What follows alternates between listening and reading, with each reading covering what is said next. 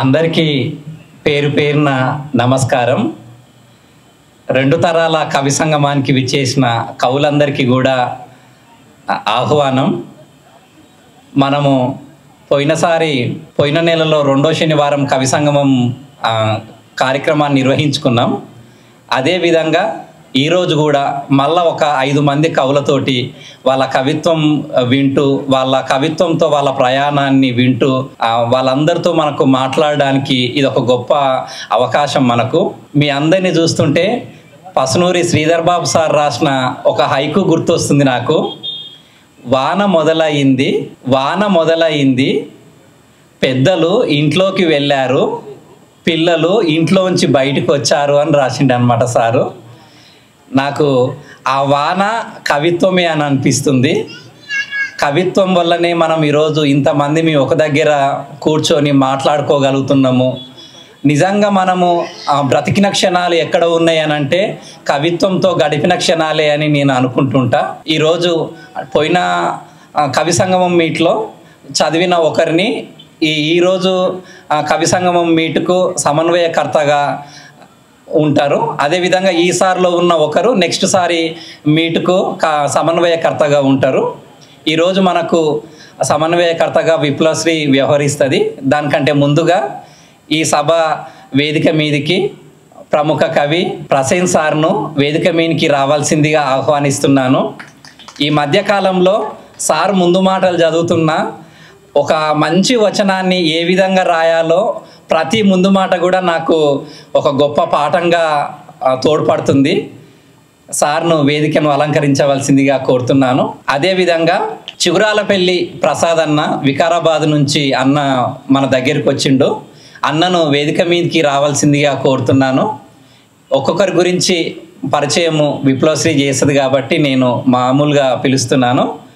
అన్న నాకు అత్యంత ఆత్మీయుడు. 2017 నుంచి పరిచయం. అన్న మధ్యాహ్నం పూట పిల్లలు ఎక్కాలకు బదులు బఠానీలకు బదులు ఎక్కాలు నములుతున్నాడు అని రాస్తాడనమాట సారు మన చిగురాలపల్లి ప్రసాద్ అన్న. ఇప్పుడు కుల్యాని కంజాక్క రావాల్సి ఉండే కానీ వాళ్ళ బాబుకు బాగలేకపోవడం వల్ల ఈరోజు సభకు రాలేకపోతుంది. ఇప్పుడు బాలు అగ్నివేశ్ అన్నను వేదిక మీదకి రావాల్సిందిగా కోరుతున్నాను. అన్న సూక్ష్మజీవి అనే కలం పేరుతోటి చాలా మంచి కవితలు రాసిండు. నగరాన్ని స్కాన్ చేసే కవితలు రాసిండు. అన్నను వేదిక మీదకి ఆహ్వానిస్తున్నాను. ఇప్పుడు మేనావత్ రఘు తమ్ముడిని వేదిక మీదకి రావాల్సిందిగా కోరుతున్నాను. నిజాం కాలేజీలో ఫస్ట్ ఇయర్ చదువుతుండు తమ్ముడు. నెక్స్ట్ కార్యక్రమాన్ని చెల్లెలు విప్లవశ్రీ నడిపించవలసిందిగా కోరుతున్నాను. హలో అందరికీ. సాయంత్రం చక్కగా చెట్టు కింద కొన్ని పదునైన అక్షరాలు కూర్చున్నట్టు నాకు కనిపిస్తున్నారు. అండ్ వెదర్ కూడా చాలా బాగుంది. ఇప్పుడు ఎక్కువసేపు మనం టైం వేస్ట్ చేయకుండా కవిత్వాల్ని ఆస్వాదిస్తే ఇంకా బాగుంటుంది. కాబట్టి నేను ముందు అయితే సీనియర్ కవి ప్రసేన్ గారు మాట్లాడతారు. గంట సేపు వారు మాట్లాడాల్సి ఉంటుంది. ఆ తర్వాత ఉన్న యువ కవులు 10 నిమిషాలు అట్లా వాళ్ళు వాళ్ళ కవిత్వం గురించి, ఆ తర్వాత ఎందుకు రాస్తున్నారు అవన్నీ మాట్లాడిన తర్వాత వాళ్ళ 4-5 కవితలు 3-4 కవితలు వాళ్ళ వీలును బట్టి చదువుతారు. ముందు నేను ప్రసేన్ గారి గురించి చెప్పి వాళ్ళని ఆహ్వానిస్తాను. వాళ్ళు మాట్లాడాల్సి ఉంటుంది. కవిత్వ రూపం పరంగా తన సమకాలీన కవుల కంటే కూడా 100 ఏళ్ళు ముందుంటారు ఈ సార్. అయితే ఈ మాట నేను చెప్పింది కాదు, మోగారే ఇట్లా ప్రశంసించారు. అంటే మనం అర్థం చేసుకోవచ్చు ఇంకా ప్రసేన్ గారి కవిత్వం తీరు ఎట్లా ఉంటుంది అని చెప్పి. సో అంతటి రక్తస్పర్శ ఉన్న కవుల్లో ప్రసేన్ గారు కూడా ఒకరు. మూసలను బద్దలు కొట్టడం తన వాక్యపు రక్తగుణమని మనం మాట్లాడుకోవచ్చు.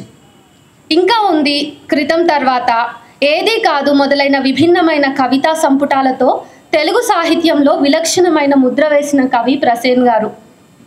తన సినిమా రివ్యూలు, ముందు మాటలు ఇప్పటి తరం వచనం రాయటానికి కొత్త పాఠాలుగా మనం చెప్పొచ్చు. ప్రస్తుతం కేంద్ర సాహిత్య అకాడమీ సలహా మండలి సభ్యులుగా పనిచేస్తున్న ప్రసేన్ గారు ఈ సాయంత్రం మనకి తను కవిత్వంలోకి ఎట్లా వచ్చారు, సాహిత్యం తన జీవితాన్ని ఎట్లా మార్చింది, ఇవన్నీ కూడా చెప్పడంతో పాటు నాలాంటి యువ కవులకి ఇంకా ఏమైనా ఇన్పుట్స్ ఇస్తారని అనుకుంటున్నాను. Sir please welcome sir. Thank you అండి. సభకు నమస్కారం. ఈ కార్యక్రమం ఉంది అని యాకూబ్ నాకు చెప్పినప్పుడు అంటే దీని ఫార్మాట్ ఏంటి అని అడిగాను. అడిగితే యాకూబ్ నీ నీ కవిత్వ జర్నీ, నీ సాహిత్య జర్నీ చెప్పుకోవాల్సి ఉంటుంది. నీ వ్యక్తిగతమైన జీవితము, కవిత్వంలోకి ఎట్లా వచ్చావు, ఆ తర్వాత కవిగా ఏం చేసావు, దాంతోపాటు కవులకి కవిత్వం రాయడానికి ఇన్స్పిరేషన్ ఇచ్చే కొంత ఏదన్నా సమాచారం చెప్పగలిగితే బాగుంటుంది అని చెప్పాడు. సరే దానికి ఓకే అన్నాను. అంటే సరే ట్రావెల్, నా సాహిత్య ట్రావెల్ కావచ్చు అవి చెప్పొచ్చు, కానీ ఇన్స్పిరేషన్ ఇవ్వడం అనే దానికి సంబంధించి అయితే నేను గ్యారెంటీ ఇవ్వలేను. ఎందుకంటే నేను చెప్పే అంశాలు, నేను ఫాలో అయ్యే అంశాలు ఇన్స్పిరేషన్ ఇవ్వగలవని నేనేమి నమ్మడం లేదు.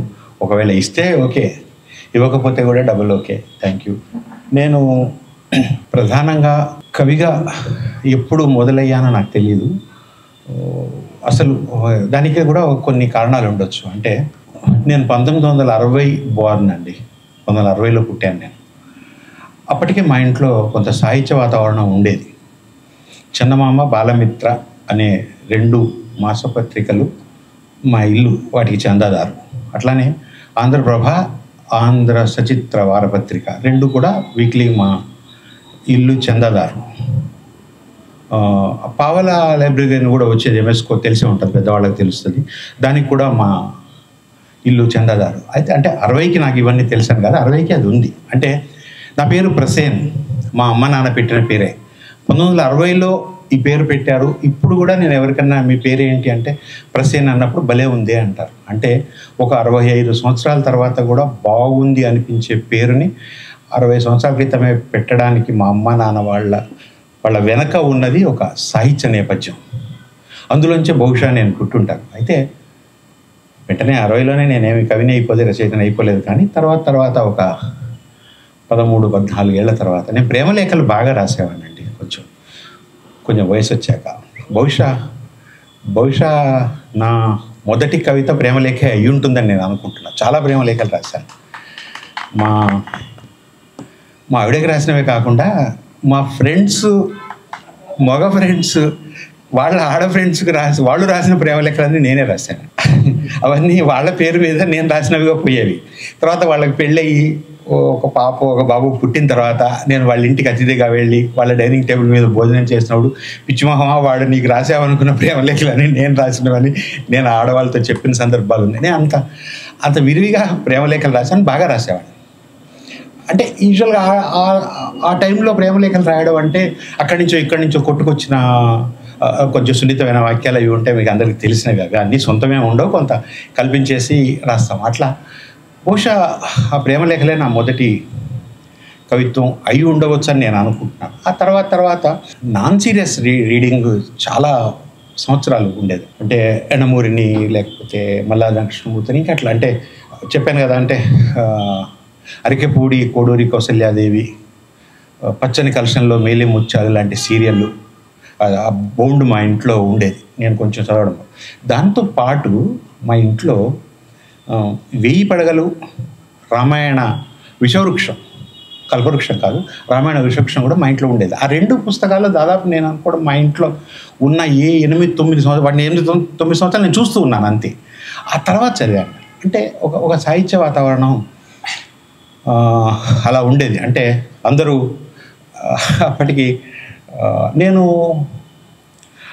6వ ఏట స్ట్రైట్ అవే 4వ తరగతిలో జాయిన్ అయ్యానండి. అప్పట్లో సింగిల్ టీచర్ స్కూళ్ళు, ఆ సింగిల్ టీచర్ వాడు ఏం చెప్తే అదే వేదం. వాడు ఒకటే సంవత్సరం నాకు 3 సంవత్సరాల పరీక్షలు పెట్టేసి నన్ను 4th జాయిన్ అయ్యాడు. కనుక నేను కొంచెం ఎర్లీగా 10th వచ్చాను. ఆ 10th వచ్చిన క్రమంలోనే అప్పటి వరకు కులం అనే మాట తెలియదు. మీరు ఏమిట్లా అంటే మేము బ్రాహ్మిన్స్ అని చెప్పేవాడిని నేను. అది ఎందుకంటే నేను పెరిగిందంతా, నేను బ్రాహ్మణ్ కాదు, కానీ నేను పెరిగిందంతా బ్రాహ్మణ ఇళ్లల్లో. మా తాతలు, మా అమ్మమ్మలు వాళ్ళందరూ బ్రాహ్మణులు. ఇది కొంచెం కన్ఫ్యూజ్డ్గా ఉంటుంది, బహుశా చాలామందికి తెలిసే ఉంటుంది. ఎందుకంటే అంటే ఇప్పుడు ఎస్సీ మాల అని చెప్పుకోవచ్చు అండి, ఎస్సీ మాదిగా అని చెప్పుకోవచ్చు, కానీ బీసీ భోగం అని చెప్పుకోలేము. That is the irony of ఈ క్యాస్ట్. అంటే దీనికంటే కూడాను చాలా వివక్షకు గురవుతున్న కులం ఇదని నేను అనుకుంటూ ఉంటాను. నేను పెరిగినంత బ్రాహ్మణ ఇళ్లలోనే, కానీ వేరుగా చూసేవాళ్ళు. అట్లా అంటే వెంకటేశ్వర స్వామి కూడా మా కుల పాడిన పాట వింటేనే ఉదయం లేస్తాడు అని చెప్పే వాళ్ళంతా కూడా ఆవిడని కూడా బ్రాహ్మణి అని అంటారు. ఆ కోణంలో నేను మీరు ఏమిట్లా అంటే బ్రాహ్మణి అని నాకు తెలియదు అసలు. ఆ తర్వాత దాదాపుగా అంటే నేను ఎండమూరిని మళ్ళీ అది ఈ నాన్ సీరియస్ రైటింగ్ అంతా దాటి ఏ చెలంకో ఏ త్రిపుర దగ్గరికో వచ్చే టైంకి కొంచెం స్పృహ మొదలైంది. ఆ మొదలైన క్రమంలో అప్పుడు నేను ఎవరైనా మీరు ఏమిట్లో అని అడిగినప్పుడు భోగమాళ్ళం అనేవాడిని. నా బంధువులంతా నన్ను బాగా సీరియస్గా తిట్టేవాళ్ళు. ఎందుకు చెప్తాను అట్లా తెలగా అని చెప్పొచ్చు కదా అంటారు. అంటే చాలామంది ఆకాశ వాళ్ళు తెలగానే చెప్పుకుంటారు, చాలా కులాల వాళ్ళు తెలగా అని చెప్పుకుంటారు, అట్లా చెప్పుకుంటారు. అట్లా నేను అనేవాడిని బ్రాహ్మణ్ అని చెప్తున్నప్పుడు, మాల అని చెప్తున్నప్పుడు, రెడ్డి అని చెప్తున్నప్పుడు, భోగం వాళ్ళు భోగం అని చెప్తే అది అలవాటు అవుతుంది. మనం అలవాటు చేద్దామంటే నేను చాలాసార్లు తిట్లు తిన్నాను మా బంధువులతో. అందరూ దాదాపుగా మా బంధువుల్లో చాలామంది కాపులు అని చెప్పుకునే వాళ్ళు ఉన్నారు, తెలగ అని చెప్పుకునే వాళ్ళు ఉన్నారు, వైశ్య అని చెప్పుకునే వాళ్ళు ఉన్నారు, చాలా కులాల వాళ్ళు ఉన్నారు. అంటే ఈ ఉంచుకోవడాలు అనే కల్చర్లోంచి వచ్చిన కులాలు ఇవన్నీ. నేను బ్రాహ్మణ్ కూడా అలానే అయ్యాను. తర్వాత నేను బ్రాహ్మణ్ అమ్మాయినే ప్రేమించి పెళ్లి చేసుకున్నాను. తర్వాత నా కొడుకు బ్రాహ్మణ అమ్మాయినే పెళ్లి చేసుకున్నాడు. నా రెండో కొడుకు కూడా బ్రాహ్మణ అమ్మాయినే పెళ్లి చేసుకున్నాడు. మరి అదే ఎలా జరిగిందో తెలియదు. లేదు బహుశా నేను కూడా మా బంధువుల్లో అందరూ బ్రాహ్మణ్స్ ఉండడం వల్ల ఇది జరిగి ఉంటుంది. అంటే ఇవన్నీ నేను చెప్పినవన్నీ కూడా ప్రేమ వివాహాలే కనుక అలా జరిగి ఉంటుంది. ఆ క్రమంలో సరే ఎంత మనం విప్లవం తీసుకొద్దాం అనుకున్నా రాదు. అక్కడ కొంత చదవడం అనేది విపరీతంగా, అంటే ఏదైనా నేనైతే ఎవరికైనా నేను చెప్తానంటే ముందు బాగా చదవండి అని చెప్తాను. అందుకే బాగా విపరీతంగా చదవండి అని చెప్తాను. ఆ చదువుకునే క్రమం ఏదైతే ఉంటే నేను విపరీతంగా చదివాను.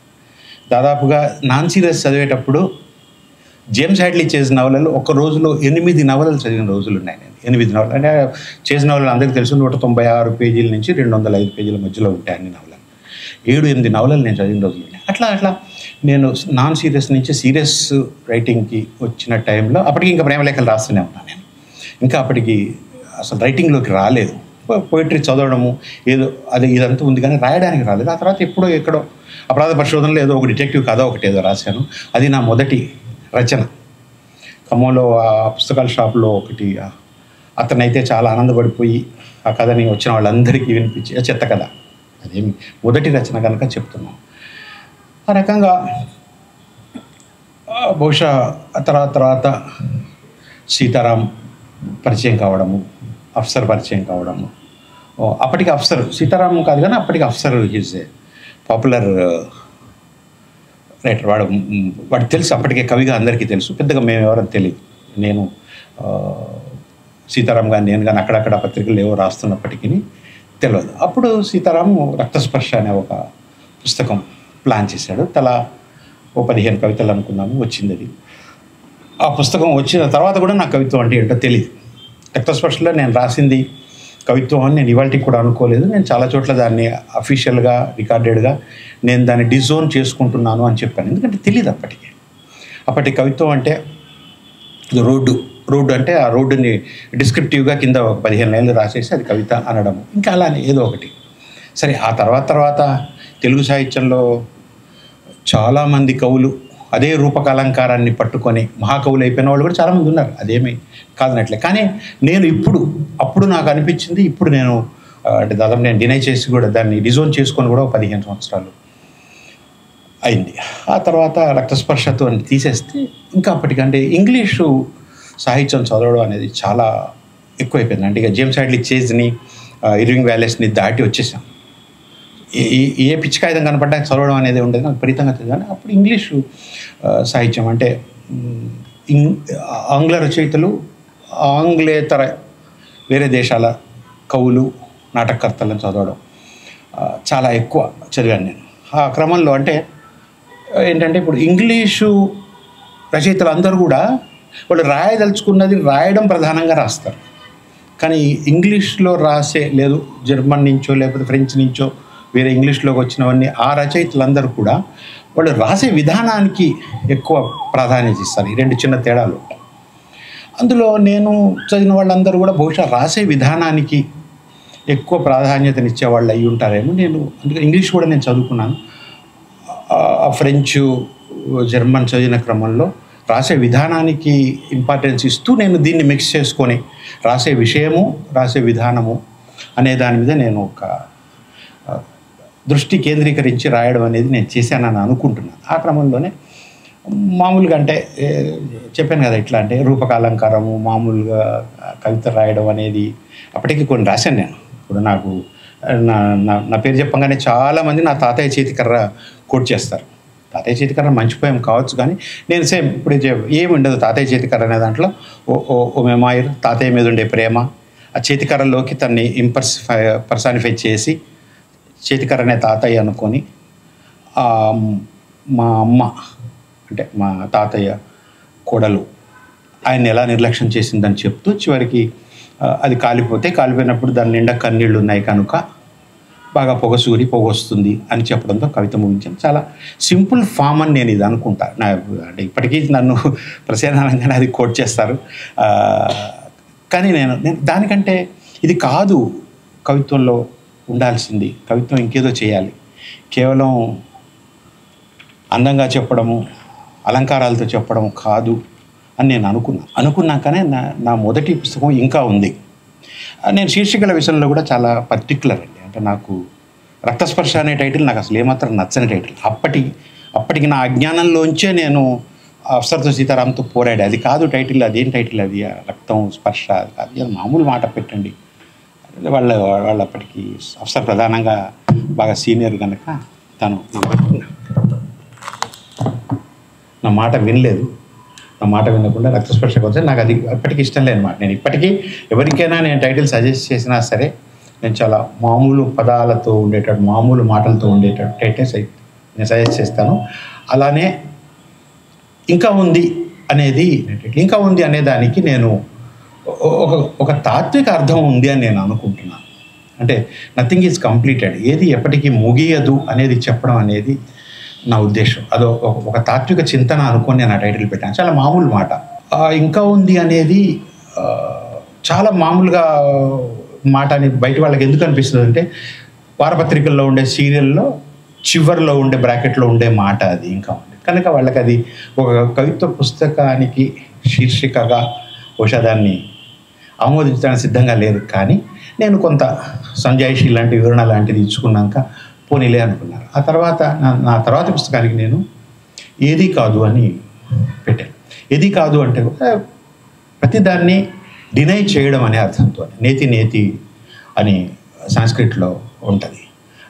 ఆ సెన్స్తోని నేను ఏది కాదు అని పెట్టాను. అది కూడా అంటే నేను ఇప్పటివరకు వచ్చిన నా సంకలనాలన్నిట్లలో ది బెస్ట్ అన్నదని నేను అనుకుంటా. అందులో నా భావజాలం అయితే నా కవిత్వం ఏమిటి, నేను ఏం చెప్పదలుచుకున్నాను, నా రూపం ఏమిటి అని. బహుశా మోహన్ ప్రసాద్ కూడా ఇందాక శ్రీనిధి చెప్పినట్టుగా తన సమకాలీన కవుల కంటే కవిత్వ రూపంలో ప్రసేన్ 100 ఏళ్ళు ముందున్నాడు అని మోహన్ ప్రసాద్ లాంటి మనిషి. ఎందుకంటే ఆయన అనడం అనేది వేరే ఎవరో అంటే కాదు, ఆయన అసలు కవిత్వ రూపం గురించి తెలుగు సాహిత్యంలో మోహన్ ప్రసాద్ గారికి తెలిసినంతగా ఎవ్వరికి తెలియదు. అది నేను వెళ్ళగుద్ది చెప్పగలను. ఆయన ఆ మాట అనడం అనేది నేను ఐఎమ్ ప్రౌడ్ ఆఫ్ ఇట్. ఆయన ఆ మాట నన్ను అనడం, అది ఇప్పటికీ అలా నిలిచిపోవడం అనేది అట్లా. ఏది కాదు అనేది అంటే మ్యాగ్నమ్ ఓపస్ అంటారు, అంత పెద్ద మాట కాదు కానీ ఊరికి మీకు అర్థం కావడం కోసం చెప్తున్నాను, అయి ఉంటుందని నేను అనుకుంటాను. ఆ తర్వాత నాకు ఇష్టమైన పుస్తకం క్షమకావ్యం అని నా మనవరాలు పుట్టాక నేను ఒక చిన్న పోయిట్రీ ఆల్బమ్ వేశాను. పోయిట్రీ ఆల్బమ్ ఏం లేదు, జస్ట్ నా మనవరాలు పుట్టి అప్పుడే అది మొదటి పుట్టినరోజు బహుమతిగా తనకు ఆ పుస్తకాన్ని నేను ఇచ్చాను. ఈ సంవత్సర కాలంలో తను మా ఇంట్లో తచ్చాడుతున్నప్పుడు, తిరుగుతున్నప్పుడు, నడయాడుతున్నప్పుడు జరిగిన ఫీలింగ్స్ అన్నిటినీ నేను అందులో రికార్డ్ చేశాను, అందులో ఫోటోలతో. అందుకని నేను పోయిట్రీ ఆల్బమ్ అన్నాను దాన్ని. అదొకటి నాకు బాగా ఇష్టమైన. చిన్న చిన్న లైన్లు ఉంటాయి, చిన్న మాటలు ఉంటాయి, ప్రతి తల్లి కనెక్ట్ అయ్యేటటువంటి పుస్తకం అది బాగా హిట్ అయిన పుస్తకం. దీంతోపాటు నేను ఇక్కడ ఒక మాట చెప్పదలుచుకున్నాను. నేను కవిత్వం గురించి నేను ఇంత మాట్లాడాను కదా, నాకు ఒక చిన్న డౌట్ ఉంటుంది ఎప్పుడైనా సరే. నేను ఇందాక చెప్పాను కదా, అంటే మనం ఇదంతా చెప్పుకునేటప్పుడు ఒక ఓవర్ మెలో డ్రమటైజేషన్ ఆఫ్ పవర్టీని మనం ప్రజెంట్ చేసుకోవచ్చా ఎవరైనా కళాకారులు కానీ అనేది నేను కొంచెం నాకు సందేహం వస్తూ ఉంటుంది ఎప్పుడైనా సరే. అంటే ఇప్పుడు యాకూబ్ కానీ మిగతా చాలామంది చేస్తారు, అది నాకు ఎందుకో నాకు అది నచ్చదు. అంటే ఎందుకు చెప్తున్నానంటే ఈ మాట, నా గురించి తెలిసింది తక్కువ ఉంటుంది సాహిత్యకారులందరికీ, వాళ్ళు అనుకునేది ఎక్కువ ఉంటుంది, అనుకునే దాంట్లో నిజం ఉండదు. అంటే నేను చెప్తున్నాను, నేను ఎప్పుడు కూడాను ఆ ఓవర్ మెలోడ్రమటైజేషన్ ఆఫ్ పావర్టీకి సంబంధించిన అంశాలని నేను చెప్పకపోవడం బహుశా కారణమై ఉంటుంది అనుకున్నాను. నేను ఇవాళ ఊరికే ప్రస్తావించడం కోసం నేను 4 ముక్కలు చెప్తాను. నేను నా 14వ ఏట నేను 10th పాస్ అయిన అప్పటి వరకు మేము బాగా బలిసిన వాళ్ళం అండి, బోల్డ్ డబ్బులు. You believe it or not, అప్పటికి 1974 నా 14వ ఏట అంటే అప్పుడు కాకతీయ మెడికల్ కాలేజీలో 8,000 రూపాయలు కడితే మెడికల్ సీట్ వచ్చేది. 8,000 రూపీస్ డొనేషన్. బహుశా ఇప్పుడు అదైతే 1.5 అయి ఉంటుంది ఇప్పటి లెక్క ప్రకారం. మేము ఆ 8,000 రూపాయలు కట్టగలిగిన మా ఫాదర్ ఆయన అంటే బీడీఓ స్థాయి, అంటే బీడీఓ అంటే ఇప్పుడు దాదాపు ఆర్డీఓ అంటే డిప్యూటీ కలెక్టర్ స్థాయి ఉద్యోగం చేసేవాడు మా ఫాదర్. ఆ క్రమంలో అట్లా అంటే ఒక మెడికల్ కాలేజ్ సీటు పొందగలిగేటటువంటి శక్తి ఉన్న టైంలో 10-30 అంటారు కదా, over night riches to rags అంటారు ఇంగ్లీష్లో. ఒక్కసారి మొత్తం మా ఆస్తులు మా వ్యవస్థ మొత్తం ధ్వంసం అయిపోయింది. మేము నిరుపేదలం అయ్యాం. సరే అదంతా అనవసరం, ఎందుకు ఎలా అయింది అది పక్కన పెట్టి అయిపోయాక we are forced to run away Bombay, Mumbai కాదు అప్పటికి బాంబేలో వెళ్ళాం. బాంబేలో మేము 2 సంవత్సరాలు ఉన్నాం. బాంబేలో చాలా చాలా పేద బతికాం మా కుటుంబం అంతా, మా అమ్మ మా నాన్న మా చెల్లి నేను. ఎంత పేద బతికామంటే నేను ట్రైన్లో పళ్ళు అమ్మాను, ట్రైన్లో పల్లీలు అమ్మాను, ట్రైన్లో పుచ్చకాయ ముక్కలు అమ్మాను. 10 పైసలకు ఒక ముక్క చొప్పున ఒక కాయ కొనుక్కొని 15 ముక్కలు చేసి ₹1.50 వస్తే ఆ ₹1.50లో ఒక 60 పైసలు లాభం వస్తే అట్లాంటి రోజు 2-3 అమ్మితే వాటితోని మా ఫాదర్ తీవ్రమైన ఆస్తమా పేషెంట్ ఆయన. అంటే క్రానిక్ బ్రాంకటిస్ అంటారు. ఆయన కొంచెం చల్లగాలి వచ్చినా, కొంచెం చలి ఏదన్నా కొంచెం తడి తగినా ఆయన అసలు కంటిన్యూస్గా దగ్గుతూనే ఉంటారు. అప్పుడు నేను ఆ వయసులో ఎట్ ద ఏజ్ ఆఫ్ 15 మా అమ్మని మా చెల్లిని ఇంక్లూడింగ్ మా ఫాదర్ ఆయన ఎడ్రినాలిన్ ఇంజెక్షన్ ఆయనే తీసుకోవాలి. రోజుకి 7-8 ఎడ్రినాలిన్ ఇంజెక్షన్ తీసుకునేవాడు. ఎడ్రినాలిన్ వాయిల్ అప్పుడు 80 పైసలు. ఎడ్రినాలిన్ వాయిల్ అంటారు, అందులో 10 ఇంజెక్షన్లు ఉంటాయి, అది 80 పైసలు. ఇదంతా కూడా నా మీదనే భారం పడింది. అక్కడ బహుశా నేను అనుకోవడం నాకు జీవితం అది నేర్పి ఉంటుంది. కవిత్వం కావచ్చు, బాధలు కావచ్చు, పెయిన్స్ కావచ్చు, ఏదన్నా నేను హోటల్లో సప్లైర్ చేశాను, బార్లో సప్లైర్గా పనిచేశాను. అయినప్పటికీ నాకు చదువు మీద పిచ్చి ఉండేది. మీరు నవ్వుతారు, బార్లో సప్లైర్గా పనిచేస్తున్నప్పుడు ఒక కస్టమర్ దగ్గర ఎక్స్క్విజిట్ అనే మాట నేను ఇంగ్లీష్లో వాడినందుకు అతను ఆ రోజు నాకు ₹2 టిప్ ఇచ్చాడు. ఎక్స్క్విజిట్ అనే మాట 1975లో నేను వాడినందుకు, అట్లా ఒక బార్ సప్లైయర్గా వాడినందుకు ₹10 టిప్ ఇచ్చాడు. ₹2 టిప్ అనేది 75లో చాలా ఎక్కువ. అప్పుడు పావలా ఇచ్చేవాళ్ళు టిప్కి, అంతే. ఆ దరిద్రంలోంచి ఆ తర్వాత then we came back to, మళ్ళీ మేము హైదరాబాద్ వచ్చాము. తర్వాత సరే చాలా పరిణామాలు అవి జరిగాయి. నాకు అక్కడ కొంచెం అంటే కులానికి సంబంధించిన ఎఫెక్ట్, అంటే నేను చెప్పిన బ్రాహ్మణ కుటుంబంలో ఉంటూనే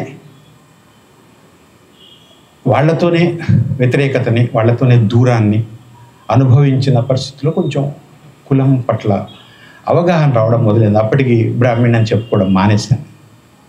అప్పటికి బహుశా నేను అనుకోవడం 19 ఏళ్ళు వచ్చి ఉంటాయి నాకు. అప్పుడు చెప్పాను ఇందాక నేను ఏటోళ్ళు అంటే భగవాళ్ళు అనేవాళ్ళు. ఇప్పటికి కూడా బాధేస్తుంది నాకు చాలా సందర్భాల్లో. నాకు కొంచెం ఈ విజయవాడ ఆంధ్ర ఫ్రెండ్స్ ఎక్కువ, వాళ్ళందరికీ ఒక అలవాటు ఉంటుంది, భోగం మేడం పెట్టించామంటారు. వాళ్ళకి నేను తెలుసు, అయినా కూడా అలవాటు ప్రకారం వాళ్ళు అనేస్తారు. మొన్న భోగం మేడం పెట్టించాం భలే ఉంది అంటారు. కొంచెం నా మనసు ఎక్కడో చూకమంటుంది, బట్ వాళ్ళు కూడా ఉద్దేశపూర్వకంగా అనేది కాదు. ఆ రకంగా కులం అనే అవగాహన రావడం మొదలైన దగ్గర నుంచి నేను చాలా అంటే ఒక పోరాటం లాంటిదే నేను చేస్తూ వచ్చాను. కానీ అంటే అది నిలబడేది కాదు. అయితే ఇప్పుడు అంటే ఓం అనే మాట లేదు ఇప్పుడు కులాల జాబితాలో. వేదిక అబద్ధం అని నేను చెప్తుంటా.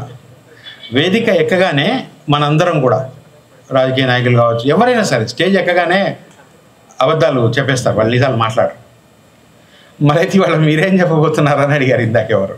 నేను చెప్పాను, అందుకని నేను అక్కడ వచ్చి నిలబడి మాట్లాడంటే మాట్లాడతాను, కానీ నేను అబద్ధం అయితే ఖచ్చితంగా చెప్పను, నిజాలే చెప్తాను అని చెప్పాను. వేదిక నిజంగానే అబద్ధం. మనందరం కూడా అదే విక్రమార్కుడి సింహాసనం ఎక్కంగానే నిజాలు వస్తాయంటారు కదా, అలాగా మనం సాహిత్య సభల్లో కానీ రాజకీయ సభల్లో కానీ వేదిక ఎక్కంగానే అబద్ధాలు వచ్చేస్తాయి. అట్లాంటి ఇప్పుడు నేను మాట్లాడుతున్నది మాత్రం అట్లాంటి అబద్ధాలు కావు, ఖచ్చితంగా నేను నిజాలే మాట్లాడతాను. ఇందాక నేనైతే నా కవిత్వం దగ్గరికి వచ్చాను కదా, నేను నా కవిత్వంకి ఒకసారి నా కవిత్వానికి సంబంధించిన సరే ఈ ట్రావెల్ అంతా జరిగాక ఇప్పుడు నాకు ఒక సందేహం ఉంటుంది. ఏంటంటే ఒక పెద్ద కవి ఒక మాట అంటాడు, ఏంటంటే భావోద్వేగం నిజమేనన్న భ్రమను పాఠకుడు కవికి కల్పించాలి అంటాడు. ప్లీజ్ జాగ్రత్తగా వినండి. భావోద్వేగం నిజమేనన్న భ్రమను కవి పాఠకుడికి కల్పించాలి అంటాడు. నాకు చాలా ఇష్టమైనది. మనం రాసే కవిత్వం అంతా కూడాను నిజమైన భావోద్వేగమా, లేకపోతే పాఠకుడికి అది నిజమేనని భ్రమ కల్పిస్తున్నామా అంటే సింపుల్, దాన్ని ఇంకా సింప్లిఫై చేస్తాను నేను. కవిత్వం అనేది, మనం రాసే కవిత్వం అనేది అంటే ఐ డోంట్ బిలీవ్ ఏది అంటారే అంతర్బహిర్చేతనల ఘర్షణ కవిత్వం, నా కవిత్వం నేను రాయలేదు అదేదో రాయించింది, నా పాత్రలు వాటికి ఐ డోంట్ బిలీవ్. నేనైతే నమ్మను. ఖచ్చితంగా నా వరకు నేనైతే మన స్కిల్ మాత్రమే మనం రాస్తాము అని నేను బలంగా నమ్ముతాను. స్కిల్ తప్పితే ఇంకోటి ఏమీ ఉండదు. అందులో కేవలం భావోద్వేగమే కనుక మనం రాసేటట్టయితే అందరం ఒకటేలాగా రాయాలి. మా అమ్మ చనిపోయింది, సుబ్బారావు వాళ్ళ అమ్మ చనిపోయింది, ఇద్దరం అమ్మ మరణం అని ఒక కవిత రాశారు. ఖచ్చితంగా ఇద్దరు కవిత ఒకే రకంగా బలంగా ఉండాలి, కానీ ఉండకపోవచ్చు. సుబ్బారావు కవిత చాలా బలంగాను, నా కవిత బలహీనంగానూ ఉండొచ్చు, ఎందుకంటే నాకు స్కిల్ తక్కువ ఉండడం వల్ల. అలా కాదు, మా అమ్మ చనిపోలేదు, నేను చనిపోయినట్టుగా ఊహించుకొని మా అమ్మ బతికే ఉంది, కవిత రాశాను అమ్మ మరణం అని. సుబ్బారావు నిజంగా వాళ్ళ అమ్మ చనిపోయింది, వాళ్ళ అమ్మ చనిపోయినట్టు అమ్మ మరణం అని కవిత రాశాడు. అప్పుడు నా కవిత బాగుండొచ్చు.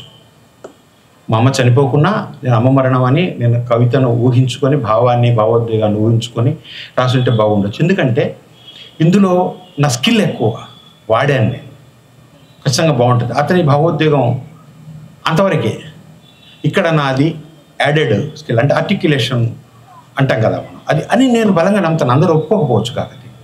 కనుక ఇవన్నీ ఉత్తమ మాటలు మాట్లాడద్దు. అంటే కవులందరూ కూడాను కవిత్వాన్ని తీసుకెళ్ళి అంటే ఒక హై పెడెస్టల్ మీద కూర్చోబెట్టే ప్రయత్నంలో జరిగేటటువంటి భాగం. అయితే కవిత్వం బాగుండాలంటే ఖచ్చితంగా స్కిల్ పెంచుకోండి అని చెప్తాను నేను. ఇవాళ నేను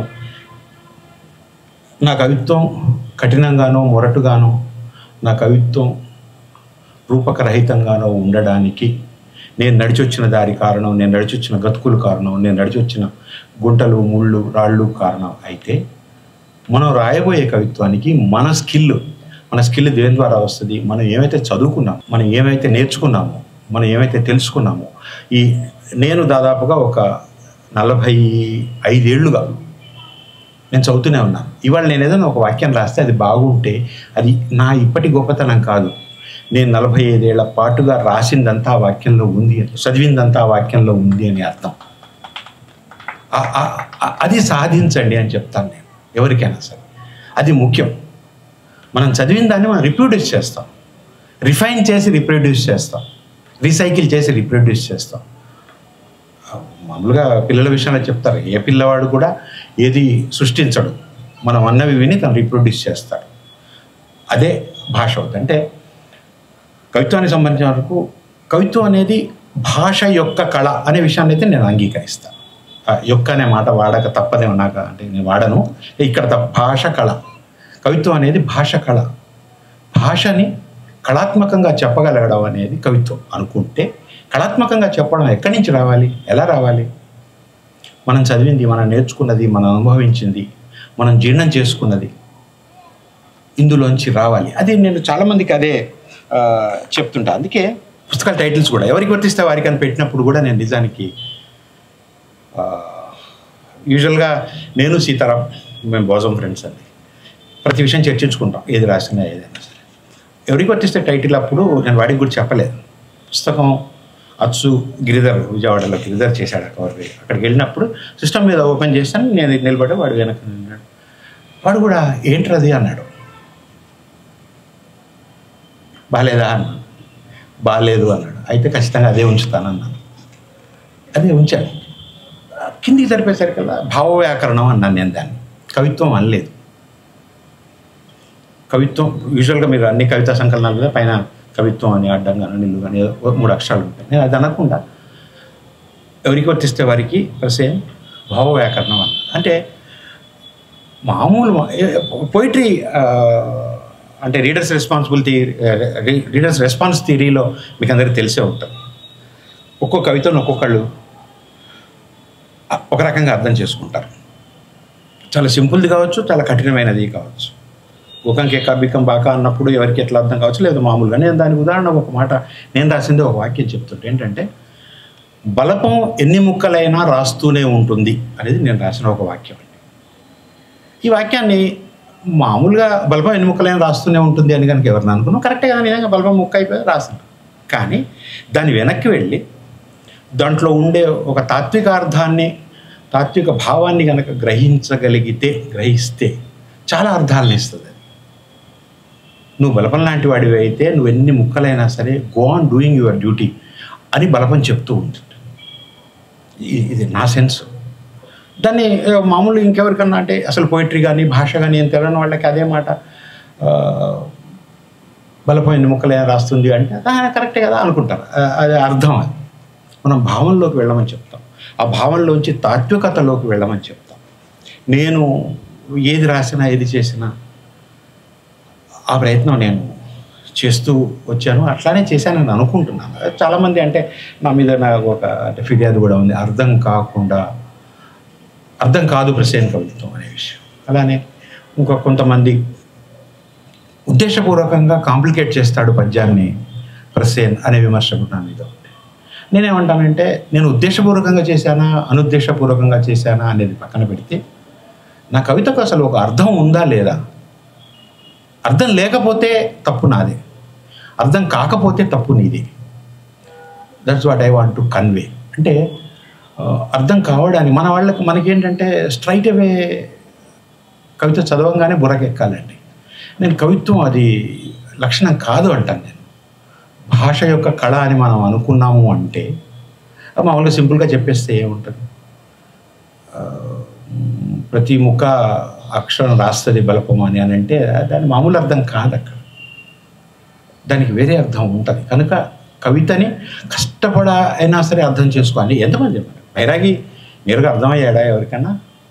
అల్లూరు బైరాగిని మీరంతా చదివే ఉంటారు కదా. మోహన్ ప్రసాద్ గారు ఎవరికి అర్థమయ్యారు? తెలుగు సాహిత్యంలో, తెలుగు కవిత్వంలో తనకు రావాల్సిన గుర్తింపు, తను పొందాల్సిన అర్హత పొందని మొట్టమొదటి ప్రథమ పెద్ద కవి మోహన్ ప్రసాద్ అని నేను అంటాను. ఆయన ఎవరు గుర్తించలేదు. ఆయన రాసిన కవిత్వం కానీ, ఆయన రాసిన వ్యాసాలు కానీ, ఆయన రాసిన విశ్లేషణలు కానీ తెలుగులో ఎవరు రాయలేదు. ఆయన చదివినంత కూడా ఎవరు చదవలేదు. ఎందుకంటే ఆయనను అర్థం చేసుకోవడం కానీ కష్టమైన పని.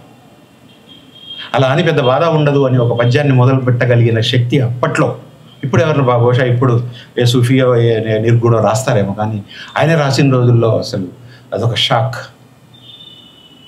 రూపం పరంగా అట్లా తెలుగులో మన వాళ్ళకి, మన పాఠకులకి, మన విమర్శకులకు కూడా, నేను విమర్శకులతో ఎప్పుడు గొడవ పడుతుంది, నాకు లక్ష్మణ్ నాకు ఎప్పుడు గొడవ అవుతూ ఉంటాను. తెలుగులో అసలు విమర్శ లేనే లేదు అని నేను అంటూ ఉంటాను. మన విమర్శకులకు కూడా ఏంటంటే స్ట్రైట్గా అర్థమైపోవాలి అంతే. చదవంగానే బుర్రకెక్కాలి, లోపలికి వెళ్ళిపోవాలి, పేజీ తిప్పేసేయాలి. కొంచెంసేపు అక్కడ ఆగి దీని అర్థం ఏమిటి, దీని భావం ఏమిటి, దీని లోతు ఏమిటి, దీని తాత్పర్యం ఏమిటి, దీని తాత్వికత ఏమిటి అని అనుకునే ప్రయత్నాన్ని ఎవరు చేయరు. నాకుండే ఫిర్యాదు అది. ఎందుకు చేయాలి అని మీరు అడగొచ్చు కదా. దానికి సరే రకరకాల కారణాలు ఉన్నాయి. ఆ తరహా పాఠకులు తయారు కావడానికి బహుశా ఆ విప్లవ కవిత్వమే కారణం కావచ్చు, లేకపోతే ఇందాక నేను చెప్పిన రూపకాన్ని వాడేసి రాసేసిన కవితలు కావచ్చు, ఇవన్నీ కావచ్చు. అది వేరు విషయం. కానీ కవిత్వం అనేది వేరు. కవిత్వానికి వ్యాసానికి తేడా ఉండాలి, కవిత్వానికి పాటకి తేడా ఉండాలి. పాట నేరుగా అర్థం కావాలి, అందులో ఎవరు కాదనే మాటలేదు. కవిత్వం వేరు. నేరుగా అర్థం కాకూడదు నేను అనట్లే. నేరుగా అర్థం కానంత మాత్రాన అది కవిత్వం కాకుండా పోదు. అర్థమయ్యే మంచిగా తెలియదాక తమిళ గొప్పలేవో 2 పెద్దవాళ్ళు లోపలికి వెళ్ళారు, పిల్లలు బయటకు వచ్చారు, ఓకే, అవన్నీ స్ట్రైట్ అవే అర్థమైపోయేవి, సింపుల్గా ఉండే కవితలు, వాటిని కాదనేది. మోహన్ ప్రసాద్ చదవండి, బైరాగిరి చదవండి. ఈవెన్ శేషేంద్ర శర్మ చాలా చోట్ల అర్థం కాదు. శేషేంద్ర శర్మ కూడా అంటే శివారెడ్డిలో కూడా కొంత అస్పష్టత ఉంటుంది. ఆ అస్పష్టత అందం. సరే, నా వరకు వచ్చేసరికల్లా నేను చెప్పాను కదా, కొంచెం అది ఎక్కువైందేమో తెలియదు. అయినప్పటికీ నేనైతే అర్థం కావడం కోసమే రాశాను. రీడర్స్ రెస్పాన్స్ థియరీలో ఒక పద్యం 6గురికి 6 రకాలుగా అర్థం అవుతుంది అనుకుంటే, ఇద్దరికైనా సరే నా పద్యం నేను అనుకున్నట్టుగా అర్థమైతే చాలా అనుకున్నాను. మిగతా 4గురితో నాకు సంబంధం లేదనుకున్నాను. నేనేమి అంటే విప్లవ కవిత్వం ఎప్పుడు రాయలేదు. విప్లవ కవిత్వం రాసిన వాళ్ళందరూ కూడా అది 100 మంది కోసం రాస్తే 110 మందికి అర్థం కావాలని అనుకున్నారు. వాళ్ళ తప్పేం కాదు. నేను అలా అనుకోలేదు. దానివల్లనే అంటే ఇందా చెప్పాను, నేను ఇంగ్లీష్తో పాటు జర్మన్, ఫ్రెంచ్ ఇంగ్లీష్లోనే చదివాను. ఆ భాషలు నాకు రావు. అవి చదవడం వల్ల ఏంటంటే ప్రయోగంకి సంబంధించినటువంటి ఒక యావ చాలా ఎక్కువగా ఉంది నాలో. అది నాకు ఇప్పటికీ తెలుస్తూ ఉంటుంది. నేను ముందు మాటలు రాసేటప్పుడు, శీర్షికలు పెట్టేటప్పుడు, ఎవరు సలహాలు ఏదైనా అడిగినప్పుడు అది చాలా ఎక్కువ. అంటే ఇప్పుడు ఉదాహరణకి మేము కవిత్వంలో ఒక పుస్తకం వేసాం. నేను, యాకూబు, వంశీకృష్ణ, అఫ్సరు, సీతారాం ఏం చేసామంటే 5 పదులు 50 కవితలు తీసుకొని వాటిని పెకముక్కలాగా జంబులు చేసాం. కింద ఎక్కడ పేర్లు ఉండవు. జంబులు చేసేసి దాన్ని అచ్చేసే క్రమంలో కూడా టైటిల్ మీద అంటే ప్రసేన్, యాకూబ్, వంశీకృష్ణ, సీతారాం, అఫ్సర్ అని ఉంటుంది. పేజీ తిప్పంగానే పేర్లు వరుస మారుతుంది. అఫ్సర్, యాకూబ్, ప్రసేన్, సీతారాం, వంశీకృష్ణ అని ఉంటుంది. బ్యాక్ కవర్ పేజీ మీద వంశీకృష్ణ, అఫ్సర్, యాకూబ్, ప్రసేన్, సీతారాం అని ఉంటుంది. ప్రతి పేజీ కింద ఆర్డర్, అంటే ఒక ఆర్డర్ లేకుండా వేసాం ఆ ప్రయోగం కూడా. అలాగే క్రితం తర్వాత రాసినప్పుడు కూడా మేము 6గురము రాసాము. నేను, త్రిపురనేని శ్రీనివాస్, అఫ్సరు, దాని వెనక కూడా నేనున్నాను. త్రిపురనేని శ్రీనివాస్ దాని కర్త కర్మక్రియ, దాని వెనక కూడా నేనున్నాను. క్రితం తర్వాత టైటిల్ నేను శ్రీనివాస్ అనుకొని పెట్టిన టైటిలే అది. అది కూడా ఒక ప్రయోగం. అంటే రష్యన్ గవర్నమెంట్ కూలిపోయినప్పుడు ఒక భావజాలం, గవర్నమెంట్ అందంగా ఒక భావజాలం కూలిపోయినప్పుడు ఆ నేపథ్యంలో రాసినటువంటి పోయం. దాన్ని 6గురము ఒకే పద్యంగా లాంగ్ పోయంగా రాశాను. దాన్ని ఉదయం పత్రికలో ఇప్పుడు మనం పేజీ ఇట్లా పట్టుకొని ఓపెన్ చేస్తాం కదా, చేస్తే ఈ 2 పేజీలు కలిపిన సైజులో వచ్చేసారు దాన్ని. అది దేవిప్రియ చేశాడు ఆ పని, గ్రేట్. అది చాలా గొప్ప పోయం. అది ఆ ప్రయోగం కూడా చేశాను. అట్లానే ఆ తర్వాత వచ్చేసరికల్లా నేను సరే ప్రోజ్ పోయం తర్వాత నేను దాన్ని బ్రెత్లెస్ పోయం అని నేను ఎవరికి వర్తిస్తే వారికి ఒక 3 పద్యాలు రాస్తాను. బ్రెత్లెస్ పద్యం చదువుతూ బ్రెత్లెస్ పాట ఎలాగైతే ఉందో హరిహరన్ పాడిన పాటని అట్లా బ్రెత్లెస్ పోయం దాన్ని చేశాను. ఈ ప్రయోగాలు చేయడం అనేది ఒక జబ్బులాగా ఉంది. దాన్ని ఇది ఆ పోలికల కవిత్వం నచ్చక ఇది దానిలా ఉంది, అది ఇదిలా ఉంది, ఇదిలా ఉంది అని చివరికి ఒక పంచ్ లైన్ వేసి ముగించేసేయడం అని ఒకటి ఉంటుంది. అది ఉదాహరణకి ఇక్కడ సమూహం, ఇది మీరందరూ ఉన్నారు, ఇది సమూహం అని దీనికి ఒక టైటిల్ పెట్టేసుకొని ఒక పోయం రాసేసుకోవచ్చు. ఎన్ని రంగులు, ఎన్ని అక్షరాలు, ఎన్ని నదులు. ఈ రంగుల్లో కొన్ని ఎర్రవి, కొన్ని కాషాయం, కొన్ని నల్లవి. ఎన్ని అక్షరాలు, ఎన్ని అచ్చుతప్పులు, ఎన్ని బూతులు, ఎన్ని అనర్థాలు. పలచబడిపోయి వెలిసిపోయిన ఎర్ర రంగులు ఉన్నాయి, ఎరుపు కాషాయంగా మారిన రంగులు ఉన్నాయి. ఒక 5-6 చెప్పేసి చివరికి ఒక పంచ్ లైన్ కావాలి దానికి. సమూహం ఎప్పుడు ఒంటరిది కాదు అని ముగించేస్తాం. ఇది పోయం అయిపోద్ది. ఇది కాదు కవిత్వం అంటే. ఇది కవిత్వంగా చలామణి అవుతుంది. ఇది కాదు. ఇది నేను సీరియస్గా, ఇది నేను ఇంకెవరు ఇక్కడ ఉన్న 3-4 అతను సీరియస్గా వర్క్ చేస్తే దీన్ని కవిత చేయొచ్చు. అది కాదు అంటాను నేను. మీరు డినై చేయొచ్చు, మీరు కాదనొచ్చు, పొరని బొందని ఇది కాదా అని మీరు అనొచ్చు కాదు. కానీ నా దృక్కోణం నేను చెప్తాను, ఇది కాదు కవిత్వం. కవిత్వం అంటే ఇంకా ఏదో ఉంటుంది, దానిలో ఏదో ఉండాలి, ఏదో చెప్పాలి, ఏదో తెలియాలి. అంటే ఆ నేపథ్యంలో నేను అక్కడక్కడ ఎంచుకున్న ఇతివృత్తాలు కూడా నేను భిన్నంగానే ఎంచుకున్నానని నేను అనుకుంటాను. ఒకసారి నేను ఎవరో వస్తున్నట్టుంది అని ఒక పోయం రాశాను. మనం మీ అందరికీ కూడా ఆ ఫీలింగ్ ఉంటుంది. ఇంట్లో ఉంటాం, ఒక్కళ్ళమే ఉంటాం. ఆ టైంలో ఎవరైనా వస్తే బాగుండనే ఒక ఫీలింగ్ ఉంటుంది మనకి. గర్ల్ ఫ్రెండ్ కావచ్చు, లేదు బోజం ఫ్రెండ్ కావచ్చు, లేకపోతే ఇంకెవరైనా కావచ్చు, పక్కింటి వాళ్ళు వచ్చి కబుర్లు చెప్పడానికి కావచ్చు, ఎవరైనా వస్తే బాగుంటుంది అనే ఫీలింగ్ ఉంటుంది. ఉండి మనం ఆ ఎదురు గుమ్మం వైపే చూస్తుంటాం. ఆ గుమ్మం వైపు చూస్తున్నప్పుడు అక్కడ ఏం జరిగినా ఎవరో వస్తున్న ఫీలింగ్. సీతారాం వస్తున్నాడా, అఫ్సర్ వస్తున్నాడా, లేదు ఫలానా గర్ల్ ఫ్రెండ్ వస్తుందా, లేదు ఫలానా వాళ్ళు పక్కింటి వాళ్ళు వచ్చి పిలుస్తున్నారా, లేకపోతే ఇంకెవరన్నా వస్తుంది. దాన్ని నేను పోయం చేశాను. అలానే నేను కొట్టేసిన వాక్యం కోసం అని ఒక పోయం రాశాను. మనకి కొట్టేసిన వాక్యాల మీద చాలా ప్రేమ ఉంటుంది. మీకు అందరికి కూడా అనుభవం. చాలామంది కవులు అయితే రాసి ఏడు బాబాయ్ ముగించాలా, యాకూబ్ ముగించాలా, చెప్పు. Okay right. కొట్టేసిన వాక్యం కోసం అని అది అందరికీ ఉంటుంది. అంటే అసలు రాసిన వాక్యాన్ని తీసేయడానికి ఏ కవి కూడా అసలు ఇష్టపడడు. ఒకవేళ తీసేయాల్సి వస్తే దాని మీద చాలా ప్రేమ ఉంటుంది. నేను దాన్ని కూడా నేను ఏం చేశానంటే, నేను నా పద్యాన్ని పదే ఎడిట్ చేసుకుంటాను. అచ్చైన పద్యాన్ని మళ్ళీ ఎక్కడన్నా చేయాల్సి వచ్చినప్పుడు కూడా నేను ఎడిట్ చేసిన సందర్భాలు చాలా ఉన్నాయి. ఆ ఉద్దేశంతో నేను కొట్టేసిన వాక్యం కోసం అని ఒక పోయం రాశాను. అలానే ఇంకొకటి అంటే మొన్న కాశ్మీర్లో మర్డర్స్ జరిగినప్పుడు అందరూ చెప్పారు కదా, ఏది వాళ్ళని పాయింట్లు ఇప్పదీసి సుంతి ఉందా లేదా చూసి దెన్ షూట్అవుట్ చేశారని చదివి ఉంటారు కదా. ఇది నిజానికి బాంబేలో శివ సైనికులకి ముస్లిమ్స్కి మధ్య 90s జరిగిన ఇష్యూ అది. అప్పుడు శివ సైనికులు విపరీతంగా ముస్లిమ్స్ని చంపేస్తున్నారు. బాల్ ఠాకరే సైన్యం అంతా కూడా చంపేస్తున్న క్రమంలో అప్పుడు వాళ్ళు ముస్లిమ్స్ ఏం చేశారంటే, పాపం శివ సైనికులకు ఒక ఎటైర్ ఉంటుంది, మీకు అందరికీ తెలిసి ఉంటుంది. ఒక వైట్ పజామా లాంటిది, ఒక వైట్ లాల్చి, ఒక టోపీ, ఒక చిన్న బొట్టు, ఇది శివ సైనికుల ఎటైర్. అప్పుడు ముస్లిమ్స్ అంతా ఏం చేశారంటే, శివ సైనికులు చంపకుండా ఉండడం కోసం ఈ ఎటైర్లో తిరిగారు బొంబాయిలో. ఆ విషయం తెలుసుకున్న శివ సైనికులు అట్లాంటి ఎటైర్లో అనుమానాస్పదంగా ఎవడైనా కనపడితే వాడి ప్యాంట్ ఇప్పదీసి వాడికి కనుక సుంతి ఉంటే వాడిని చంపేశారు. నేను అప్పుడు ఒక పోయం రాశాను. సరే, ఆ పోయము రాశాను, అది అచ్చయింది. దాంట్లో గమ్మత్తు ఏంటంటే, లాస్ట్గా ఒక వాక్యం నేను ఏం చేశానంటే, రండి రాముడికి సుంతి చేద్దాం, శివసైనికులు చూసి రాముడిని చంపేయకపోరు అని రాశాను. నిజంగా నేను 90లో రాశాను కనుక నేను అప్పుడు పిచ్చితోనో అమాయకత్వంతోనో లేకపోతే ఇంకేదో రాసి ఉంటాను. కానీ ఇప్పుడు నేను ఆ మాట రాయలేను. నన్ను చంపేస్తారు, నన్ను సుంతి కాదు కదా కోసేస్తారు, నాది నేను రాయలేను. అగో కరెక్ట్ అది నిజంగా. అంటే నేను అంటే రాయడం విషయంలో నేను ఎంత పర్టికులర్గా ఉన్నాను, నేను ఎలా ఉన్నాను అని చెప్పడం కోసం నేను చెప్తున్నాను. పోతే అంటే యాకూబ్ నాకు గంట కొట్టాడు కనుక ఇంకొక మాట, మళ్ళీ అదేంటి ఎక్స్టెన్షనా?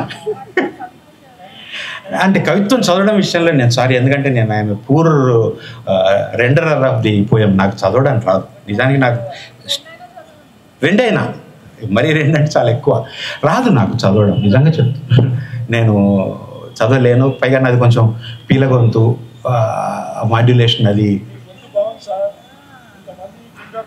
మీరు చదివించడం కోసం ఇట్లాంటి బిస్కెట్లు నాకు వేయొద్దు ప్లీజ్. లేదు విషయం చెప్పడం వేరు కానీ చదవడం అమ్మా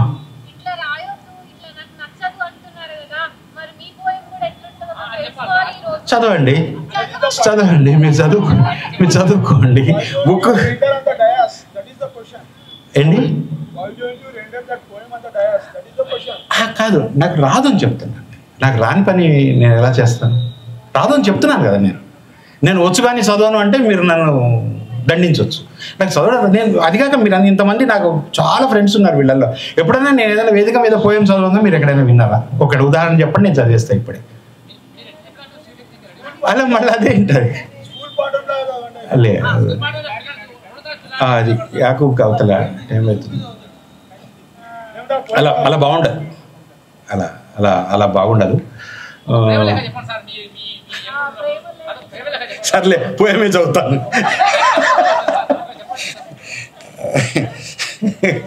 ఈ బ్లాక్మెయిలింగ్. సరే, అయితే ఒకటి, నా పోయం అర్థం కావడం ప్రెసెంట్ పోయిటరీ అర్థం కావట్లేదు అని అన్నప్పుడు నేను ఒక పోయం రాశాను. అది చదువుతాను, క్షమించండి ఏమన్నా సరిగ్గా చదవలేకపోతే. అర్థం కూడా విభేదిస్తుంది అలియాస్ నా కవిత ఆత్మకథ. Even if we make some really bad choices and go down bad paths, we will eventually emerge from it. It starts with a quotation. అలా లేదే, ఉండాలని అనుకోలేదే, ఇదంతా నాట్ లైక్ దట్. శ్లోక ఏవత్వయా బద్ధో నాత్ర కార్య విచారణ కదా. చెప్పిందే చెల్లు, చెప్పేసిన దాని గురించి ఊరికే చింతన లేనే లేదే. మచ్చందా దేవతే బ్రహ్మాన్ ప్రవృత్తేయం సరస్వతి కదా. ఆ తల్లి దీవెన నా నాలుక మీద అలానే నడయాడిందేమో కదా. నిజంగా అలా లేదు. నడిచొచ్చిన దారంతా నగరాన్నవ శైలర్తు చంద్రార్కోదయ వర్ణనై ఉండేదని తెలీదు. సముద్రాలు, పర్వతాలు, జలక్రీడలు, ఋతువులు, చంద్రసూర్యోదయాలు, తేనెలు, పూతోటలు లేవేమో కావచ్చు. సుగుణౌ సాలోజ్కారో శబ్దార్థౌ దోషవర్జితౌ కావ్యం. అయితే కావచ్చేమో కానీ అనుభవైక్యం కాలేదే. ఎలా మరి? బహుశా ఇవన్నీ చెప్పిన వాల్మీకిని ఇంకా జీర్ణం చేసుకొని బోయనేనేమో. బహుశా ఆ పిల్లి బంధపారుష్యరహిత శబ్దకాఠిన్య వర్జిత నాతి దీర్ఘ సమాసాచ వైదర్భి రీతిరిష్యతే అయి ఉండబోలు. ఒకవేళ ఆ సింహం పల్లవితమై, కోరకితమై, కుసుమితమై, ఫలితంతో లలితమైన ఛాయా కామోసేమో. విల్లు విసిరిన బాణానికి ముఖాన్ని సర్దేసి మానిషాద ప్రతిష్టాం తమాగమ శశ్వితాశయమాయత్ క్రౌంచమిథునాదేకం అవధి కామమోమితం అని ఆపిల్ పండును నిర్దాక్షిణ్యంగా బతికించి బోయుడు తిన్న తిట్లని నేను తినేసి బ్రేవుమని తేల్చేసి వెనక్కి తిరిగి నెత్తురంటిన నడక వేదికలను, ముళ్ళు దిగిన దారి నీడలను, ఆనంద బాష్పాల జాడ తెలియని కన్నుప్ప నీటిని, చారికలోంచి జారిన సాంద్ర దుఃఖాన్ని రెట్రాస్పెక్టివ్గా ఫ్లాష్ ఫ్రంట్లోకి తోసి ఇంతేలే ఇదంతేలే అని నిట్టూరు చేస్తే గతాన్ని గెంటేసి వర్తమానాన్ని మింగనున్న భవిష్యత్తు కఠినమే. మృదుమత్వం అనగానేమి ఎక్కడుండును, ఆదినందు దారులు లేకుండను. నడకలే బాటల నిర్మాతలు. పిడచగట్టిన గొంతును కన్నీట తడిపి గుండె కొక్కానికి వేళ్లాడదీసి చెప్పకుండా వెళ్ళిపోయింది రాజపూజ్యం. అక్షయం ఒక భిక్షాపాత్ర, నటించలేని పాత్ర నిండా కన్నీటి పకపకలు. Thank you Yakub. ఇవాళ ఇలా నా బాధనంతా, నా కోడునంతా వెళ్ళబోసుకొని ఇచ్చే అవకాశం ఇచ్చినందుకు థ్యాంక్ యూ మీకు అందరికీ. సార్ తప్ప మీరు మాట్లాడుతున్నంతసేపు నా మనసులో ఒకటి వైద్యుతూనే ఉంది, అది షేర్ చేయాలని. చెప్పండి, గుట్టు ప్రశ్న లేకండి. మరి వేదిక పైన అబద్ధాలు ఆడను అన్నారు, అవును, ఇదే ఉండాలి. నేనైతే ఆడతాను, ఇదైతే పక్క. అదే విషయం కదా నేను చెప్పింది, ఆడతారనే కదా నేను చెప్పింది. మచ్చూరాలపల్లి ప్రసాద్ సార్ కదా, ఆయన అడగండి, నేను ఆడుతూనే ఉంటాను.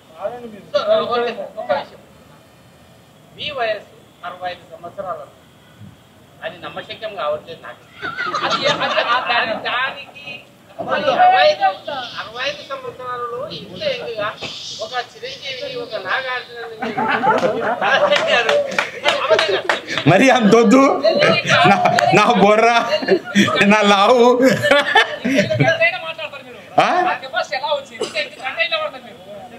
ఓకే, నేను ఐఎమ్ స్పోర్ట్స్ పర్సన్ అండి. నేను క్రికెట్ డిస్ట్రిక్ట్ ఆడాను, ఇంటర్ యూనివర్సిటీస్ ఆడానండి. నేను ఫాస్ట్ బౌలర్ని. ఒక విషయం, అప్పట్లో మేము ఆడే రోజుల్లో 50 ఓవర్ల మ్యాచ్లో 10 ఓవర్ల లిమిట్ బౌలర్కి ఉండకపోయేది. నేను కొన్ని మ్యాచ్ల్లో మొదటి ఓవరు 49వ ఓవర్ వరకు నేనే వేశాను ఒక ఎండ్. I'm strong. నేను షటిల్ ఆడేవాడిని అండి. షటిల్ నేను బాగా ఆడతాను. షటిల్ నేను ఉదయం వాళ్ళు ఎవరు ఉన్నారు కానీ ఉదయంలో షటిల్ ఛాంపియన్.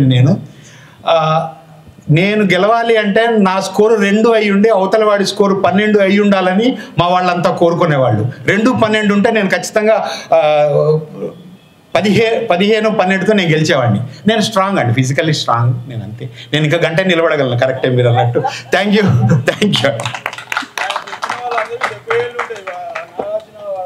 కరెక్ట్. నేను కూడా రన్ చేశాను. Thank you so much sir. ఇది కూడా ఒక రకంగా బాడీ షేమింగే అని అంటాను నేనైతే. ఎగ్జాక్ట్. యా, సరే, మనందరికీ ఈజీగా సింపుల్గా చదువుకోండి ఫస్ట్ అన్న మీమ్ లాగా ఎక్కువ చదవాలి మీరు అని చెప్పేసి నేను 45 years నుంచి చదువుతూనే ఉన్నా అని ఇండైరెక్ట్గా మన లోపలికి ఇంజెక్ట్ చేసిండు అనమాట సార్. సో ఆయన ఇవ్వకుండానే ఒక ఆర్డర్ పాస్ చేశాడు నాలాంటి యంగ్స్టర్స్కి, చదువుకోవాలి మనం ఇంకా చాలా. ఈరోజు నేనే ఇన్ని సంవత్సరాల పాటు చదివి ఇంత బలంగా రాయగలుగుతున్నప్పుడు మీరు ఇంకా చదువుకోవాలి కదా అనే ఒక క్వశ్చన్ కూడా మనకి రైజ్ అయింది ఇక్కడ. ప్రేమలేఖలతోటి మొదలైన అని సార్ చెప్పారు, కానీ ఈరోజు స్టేజ్ మీద ప్రేమలేఖ చదవమంటే అంతకంటే నేను ఒక సీరియస్ పోయం చదువుతా అన్నారు అంటే ప్రేమ కంటే కూడా విప్లవము లేదంటే ఒక సోషల్ కాజ్ అనేది ఇంకా ఎక్కువ ఇంపార్టెంట్, ఒక తాత్విక చింతన లేదంటే సిద్ధాంతాలు ఇంకా ఎక్కువ ఇంపార్టెంట్ అని చెప్పేసి నాకు అర్థమైంది అనమాట. ఇంకా ప్రయోగాల గురించి సార్ చాలా చెప్పారు. ఈ మధ్య కాలంలో ఒక అక్షరాన్ని అటు ఇటు తిప్పేసి అదే పెద్ద ప్రయోగం అని చెప్పేసి అవార్డులు తీసుకుంటున్నటువంటి కాలంలో సీరియస్గా సాహిత్యంలో ప్రయోగాలు చేస్తే ఇంకా ఎట్లా మనం కొత్తగా అక్షరాల్ని ఆవిష్కరించవచ్చు అనే విషయాన్ని మనకి కొన్ని రకాల ఇన్పుట్స్ ద్వారా అందించారు సార్. కొట్టేసిన వాక్యాన్ని మనం ఒక వాక్యాన్ని కొట్టేయాలంటే మన లోపల ఎంత ఆలోచిస్తాము అన్నది సార్ చెప్పినప్పుడు కవి సంగమంలో మీరు రీఎడిట్ చేయండి అని పదే పదే యాకూబ్ సార్ పోస్ట్ పెడుతున్నది గుర్తొచ్చింది. సో ఇది ఒక జెంటిల్ రిమైండర్ లాగా మనం ఫీల్ అవ్వాలి. ఆ తర్వాత తన అస్తిత్వాన్ని చెప్పుకునే ధైర్యాన్ని ఒక రకంగా సాహిత్యమే ఇచ్చుండొచ్చు అని నేను భావిస్తున్నా. మొత్తానికి సాఫ్ట్గా ఒక ప్రేమ కవిత్వంతో స్టార్ట్ అయ్యి సమాజంలో ఉన్నటువంటి కుల దొంతరాలను ప్రశ్నించేలాగా ఒక కొత్త వేని పేవ్ చేసేలాగా సార్ మారి మనకి ఈరోజు ఇన్స్పైరింగ్గా ఉన్నందుకు, ఈ సాయంత్రం ఇంత మంచి ప్రసంగాన్ని మనకు అందించినందుకు సార్కి చాలా థ్యాంక్స్ చెప్తూ, తర్వాత చిగురాలపల్లి ప్రసాద్ బాబాయ్ గారు, నేను బాబాయ్ అని పిలిచేదాన్ని ఒక 6 సంవత్సరాల క్రితం, ఆ తర్వాత చాలా గ్యాప్ వచ్చింది. సో బాబాయ్ ఎప్పటికైనా బాబాయే కాబట్టి చిగురాలపల్లి ప్రసాద్ గారు అంటే శ్రీ కవనాల ప్రసాద్ అంటే మీరు ఎక్కువ గుర్తుపడతారు. సాహిత్యంలో చాలా మందికి కూడా ఈ మధ్య శ్రీ కవనాలు అనేది ఎక్కువ మంది మాట్లాడడం కూడా మీరు వినుండొచ్చు. సో 3 పాదాలతో కూడిన శ్రీ కవనాలు రాసి పాలగుమ్మి పుస్తకాన్ని మనందరికీ పరిచయం చేశారు బాబాయ్. వికారాబాద్ జిల్లా పరిగిలోని ఎర్రగడ్డపల్లి పుట్టినూరాయింది. ప్రస్తుతం ZPHS సాల్విట్ పాఠశాలలో తెలుగు పండిట్గా పనిచేస్తున్నారు. గడపకు పసుపు కుంకుమ రాసి సెలవు తీసుకునే ఆడబిడ్డ కన్నీటి వెదలన్నీ తన కవిత్వంలో మనకి కనిపిస్తాయి. అట్టడుగు జీవితపు కన్నీళ్లకు సంతోషాలకు అక్షర రూపం ఇస్తే అది ప్రసాద్ బాబాయ్ రాసే కవిత్వం. చాటపద్యం, పట్టగొలుసులు తన కవితల్లో ప్రత్యేకమైనవి. మరి మనకి దగ్గరయ్యే వాక్యాల్ని పంచుకోవడానికి మన ఆత్మీయ చిగురాలపల్లి ప్రసాద్ గారిని మాట్లాడవలసిందిగా కోరుకుంటున్నాను. అందరికీ నమస్కారం. నేను ఇట్లా ఈ వేదిక కవి సంగమం అనే కుటుంబం నుంచి మాట్లాడడం ఇది గత 10 సంవత్సరాల నుంచి ఇదే మొదటిసారి. ఆ అవకాశం కల్పించినటువంటి కవి సంగమానికి యాకూబ్ సార్ గారికి ప్రత్యేకంగా నమస్కరించుకుంటున్నాను. ఎంతోమంది కవుల హృదయాలలో నాకు నా కవిత్వానికి 2 తెలుగు రాష్ట్రాలలో సాహితీ కాలువలు తీసినటువంటి మా గురువు యాకూబ్ సార్ గారికి, అలాగే 2 దోసిళ్లతో ఎత్తుకొని బొట్టు పెట్టి ముద్దాడే మా గురువు దోరవేట్ సార్ గారికి ఈ సభాముఖంగా పాదాభివందనాలు చేస్తున్నాను. నేను చిగురాలపల్లి ప్రసాద్ కన్నా శ్రీకవనాల ప్రసాద్ అంటేనే కొంతమంది అయినా గుర్తుపడతారు కవి సంగమంలో. ఎందుకు రాశానో తెలియదు. ప్రశాంత్ సారు మాట్లాడుతుంటే నేను అసలు ఇసుక రేణువులాగానే అనిపిస్తుంది. నేను సార్ మాట్లాడిన తర్వాత నేను మాట్లాడడం ఏంది అని, మీరు మాట్లాడిన తర్వాత నేను మాట్లాడడం ఇంకా గొప్ప గౌరవంగా స్వీకరిస్తున్నాను సార్. నేను దేశంలో ఏ మూలన దుఃఖం కలిగిన గాయమైన మొట్టమొదటగా కవి సంగమమే స్పందిస్తుందని నేను గట్టిగా నమ్ముతుంటాను. అందులో ఆధునిక అలిశెట్టి ప్రభాకర్, మా అన్న నరేష్ కుమార్ సూఫీ, ఇబ్రాహిం నిర్గున్ అని ఇంకా గట్టిగా నమ్ముతుంటాను. అట్లనే చాలామంది ఉన్నారు. ఇంకా శ్రీకవనాలంటే 3 పాదాలలో ఏదో చెప్పినా అది కవిత్వం అని నాకు కూడా ఇప్పుడు ఏం అనిపిస్తలేదు. ప్రశాంత్ సారు స్పీచ్ విన్న తర్వాత పొద్దున్నే సూర్యునితో పాటు బయలుదేరే ఎర్రకొడవలి మా నాయన అని శ్రీకవనాలలో రాసుకున్నా. నేను చూస్తుండగానే మా నాన్న చెమట చుక్కలకు నా బతుకు పూలు పూశాయని మరో శ్రీకవనం రాసుకున్నా. ఈ శ్రీకవనాలు అన్నీ ఒకసారి దిల్షుద్ నగర్లో ఉన్నటువంటి ముంతాజ్ కాలేజీలోకి నేను వెళ్తే నన్ను ఇబ్రాహిం నిర్గున్ సార్ గట్టిగా పట్టుకొని ఈ చెంపపై నా ముద్దిచ్చున్నాను. ఆ తడి ఎప్పటికీ ఇంకా ఆరిపోదు సార్, అట్లనే దాచుకుంటా నేను.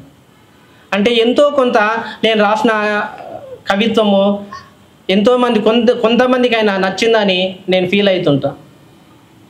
అటువంటి నేపథ్యంలో కవి సంగమం దర్వాజా తీస్తే మూతల్లో దొరికినటువంటి కన్నీటి బిందు నాకు తగుళ్ళ గోపాల్. ఆయన రాసినటువంటి కవిత్వం చదివి నేను కూడా వచన కవిత్వం రాయాలని ఒక గట్టిగా నమ్మి కవిత్వము స్టార్ట్ చేసిన. నేను కవిగా ఇప్పుడు మీ ముందు మాట్లాడుతున్నా అంటే అది కవి సంఘం పెట్టిన భిక్షనే అనుకుంటా. నేను ఎక్కువ ఇంత పెద్దవారికి ఏం చెప్పలేను, కానీ నేను రాసుకున్న కవిత్వము ఒక 2-3 చదివి వినిపిస్తాను.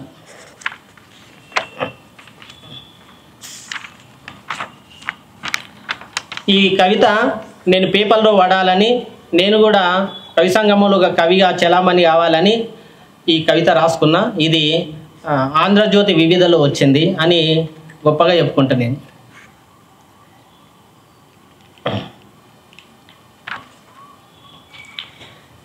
కవిత పేరు నగరం అని రాసిన. ఏ సందులో చూసినా ఊపిరాడని బతుకులే, ఏ ఖాళీ దేహాలను కదిలించిన గాయాల బరువులే, కొన్ని ఆకలి కడుపులు పొట్టపోసుకోవడానికి పట్నం తోవకు దారులు అడుగుతున్నాయి. పేదరికం మోస్తున్న ఈ దుఃఖపు గంపలను యాడదించాలో తెలియక ఈ 4 రోడ్ల దోవలు నిలబడ్డాయి. కొన్ని చినిగిపోయిన బతుకులకు బట్టలు కూడా ఇష్టం లేవనుకుంటా. కొన్ని అనాథ శిల్పాలు గాలిపలక మీద ఆకలి నిలిపి రాస్తూ నన్ను చూసి నవ్వుకుంటున్నాయి. చనుబాలు దొరకక పసిపిల్లలు అమ్మ భుజాలకు సిలివేయబడ్డారు. దారులు అడగకుండా సాగే వాళ్ళ ప్రయాణం బహుదూరమని మనకెప్పుడు తెలుస్తుంది? అర్ధరాత్రి దాకా సినిమా చూసి ఇసుక బొడ్డ మీద నిద్ర రాక బీడీ మీద సూర్యుని ముట్టించి పిల్లల భవిష్యత్తును కలగంటున్నాడు ఒకడు. రోడ్లకు ఇరువైపులా కొన్ని దేహపు తోటలకు పూసిన బరువైన దుఃఖగంపలను ఎవరైనా దించుకుంటారని దీనంగా ఎదురు చూస్తున్నారు.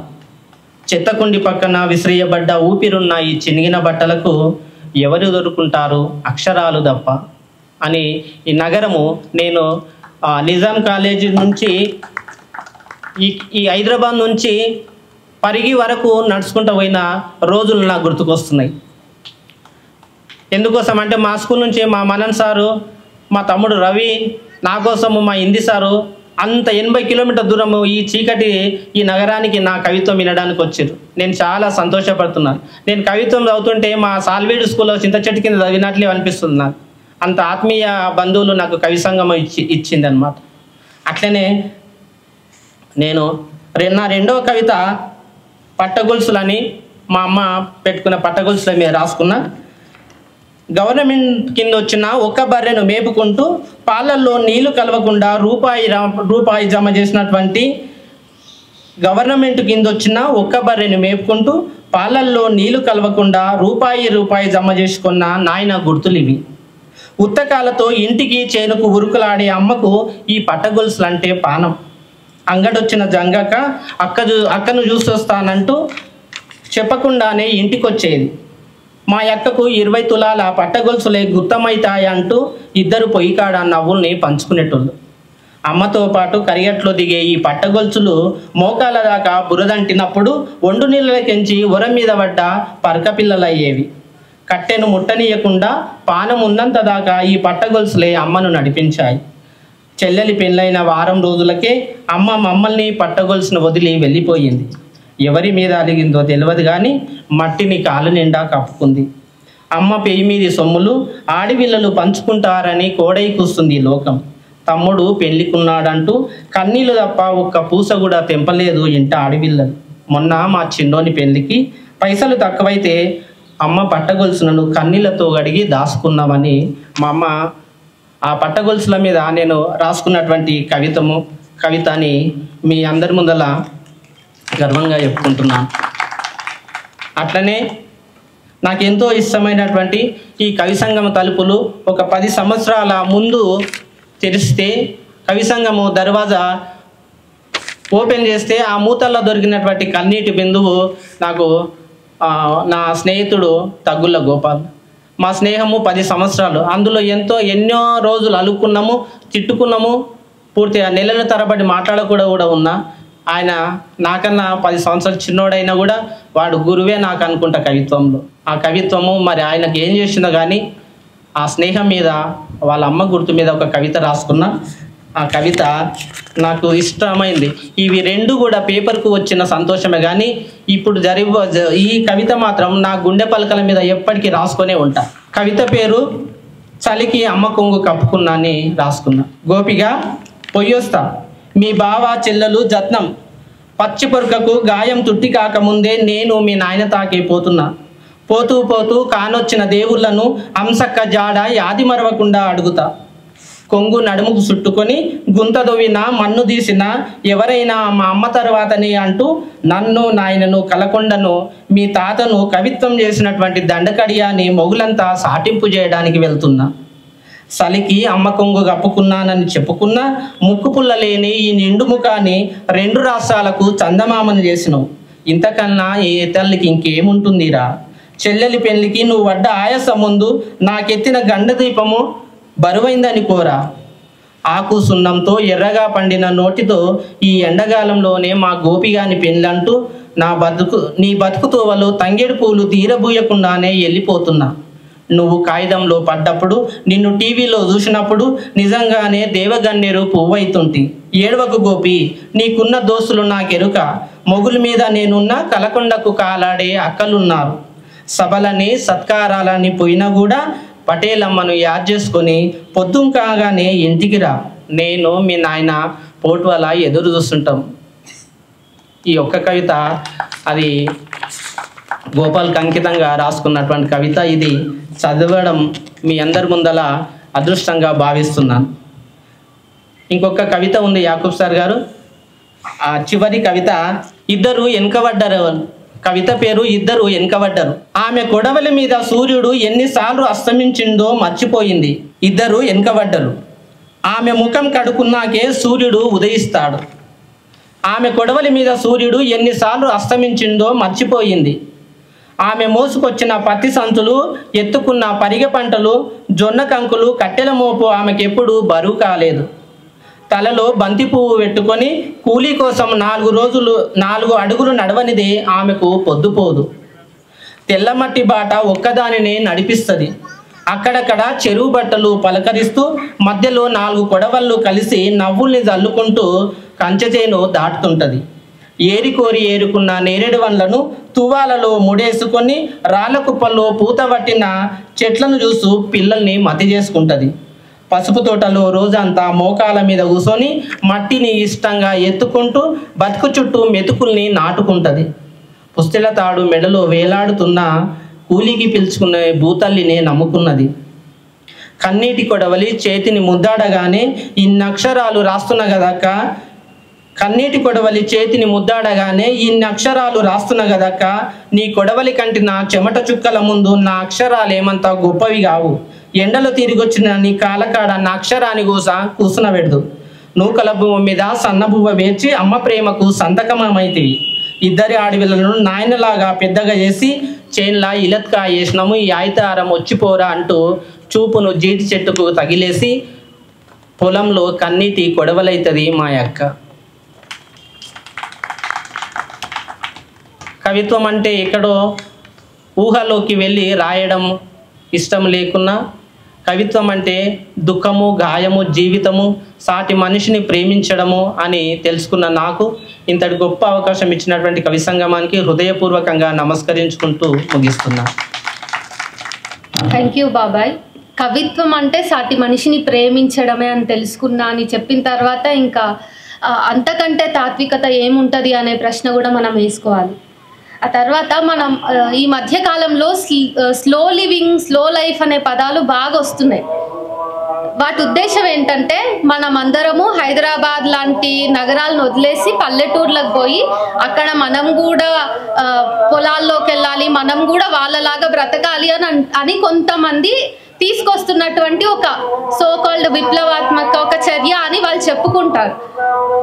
అయితే నిజానికి మనం చూసే కోణంలో నిజంగా కరెక్ట్ లెన్స్ ఉంటే, గ్రామీణ జీవితాల్లో ఉండేటటువంటి దుఃఖాల్ని కవిత్వం చేస్తే నిజంగా బాబాయ్ అన్నట్టు మన కవిత్వంలోని అక్షరాల కంటే కూడా వాళ్ళ చెమట చుక్కలే ఇంకా ఎక్కువ పదునైనవి.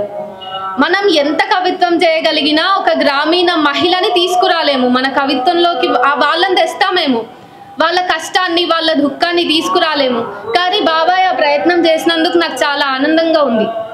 ఈ మధ్య కాలంలో రాజకీయంగా చాలా మంది తెలంగాణ తల్లి విగ్రహంలో ఎవరిని పెడితే బాగుంటది అనేది తేల్చుకోలేకపోయినారు.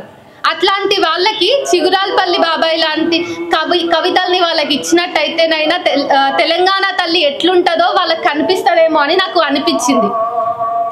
సిటీ లైఫ్ అంటాం, హైదరాబాద్ మహానగరం అంటాం. మనం ఉంటున్నటువంటి మన ఇంటి నుంచి కాలేజ్కి వచ్చే లోపు ఎంతమందిని బాబాయ్ కవిత్వంలో మనం చూసుకోవచ్చు అన్నది కూడా మనం గమనించవచ్చు. థ్యాంక్ యూ సో మచ్ బాబాయ్, మీరు ఈరోజు ఈ సాయంకాలం ఇక్కడ మా టైంని ఇంకా మంచిగా చూపించినందుకు. ఆ తర్వాత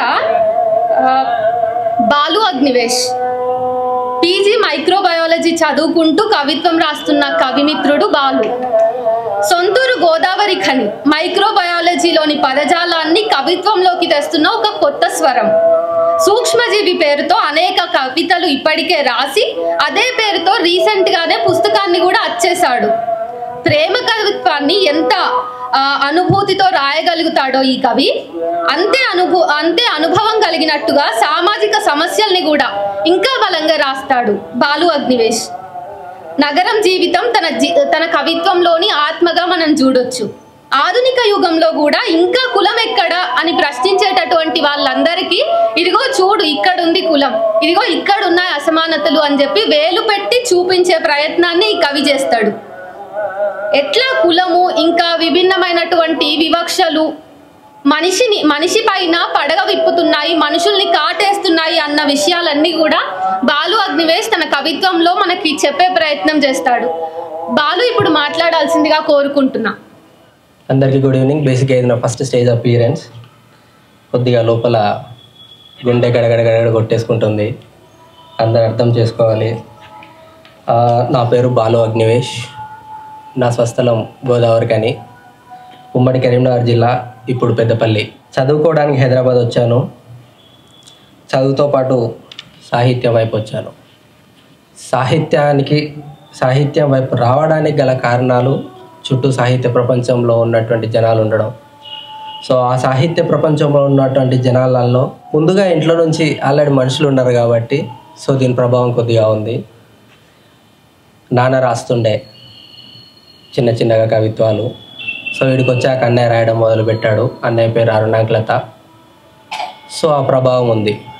రాస్తుంటే చదువుతుంటాం కాబట్టి తెలియకుండానే అదొకటి మైండ్లో ఉండిపోయింది. సో అలా చదువుతున్న క్రమంలో సిటీకి వచ్చాక స్టూడెంట్స్ అపార్ట్మెంట్లో శేషు, సూఫీ, అన్న అరుణాంక్లత, సిద్ధార్థ గట్ట, సో వీళ్ళందరితో ఉండడం వల్ల ఏమైందంటే సాహిత్యం తెలియకుండానే తీసేసుకున్నా నేను.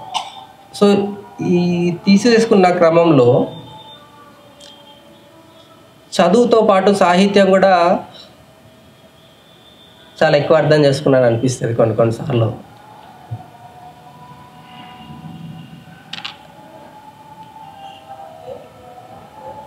వీళ్ళతో ఉండడం వల్ల వచ్చిన లాభం ఏంటో దేశంలో జరుగుతున్నటువంటి చాలా విషయాలను చూశాక అర్థమైంది. సో ఇటువైపు ఉండడం వల్ల తప్పేంటి అని అనుకున్నాను. సో అలా సామాజిక స్పృహతోని కొన్ని రాసుకున్నాను. అలాగే ప్రేమ గురించి కొన్ని రాసుకున్నాను. అలాగే సైన్స్కి సంబంధించినటువంటివి కొన్ని రాసుకున్నాను. సో అదే పుస్తక రూపంలో వచ్చింది సూక్ష్మజీవి. వెన్నెలపిట్ట పబ్లికేషన్ నుంచి శేషుబాబు వేశాడు. రీసెంట్గా బుక్ రిలీజ్ అయింది. సో ఇప్పుడు ఇందులో నుంచి ఒక 3 కవితలు చదివి వినిపిస్తాను మీకు. మొదటిది కవితా శీర్షిక బఫర్ జోన్.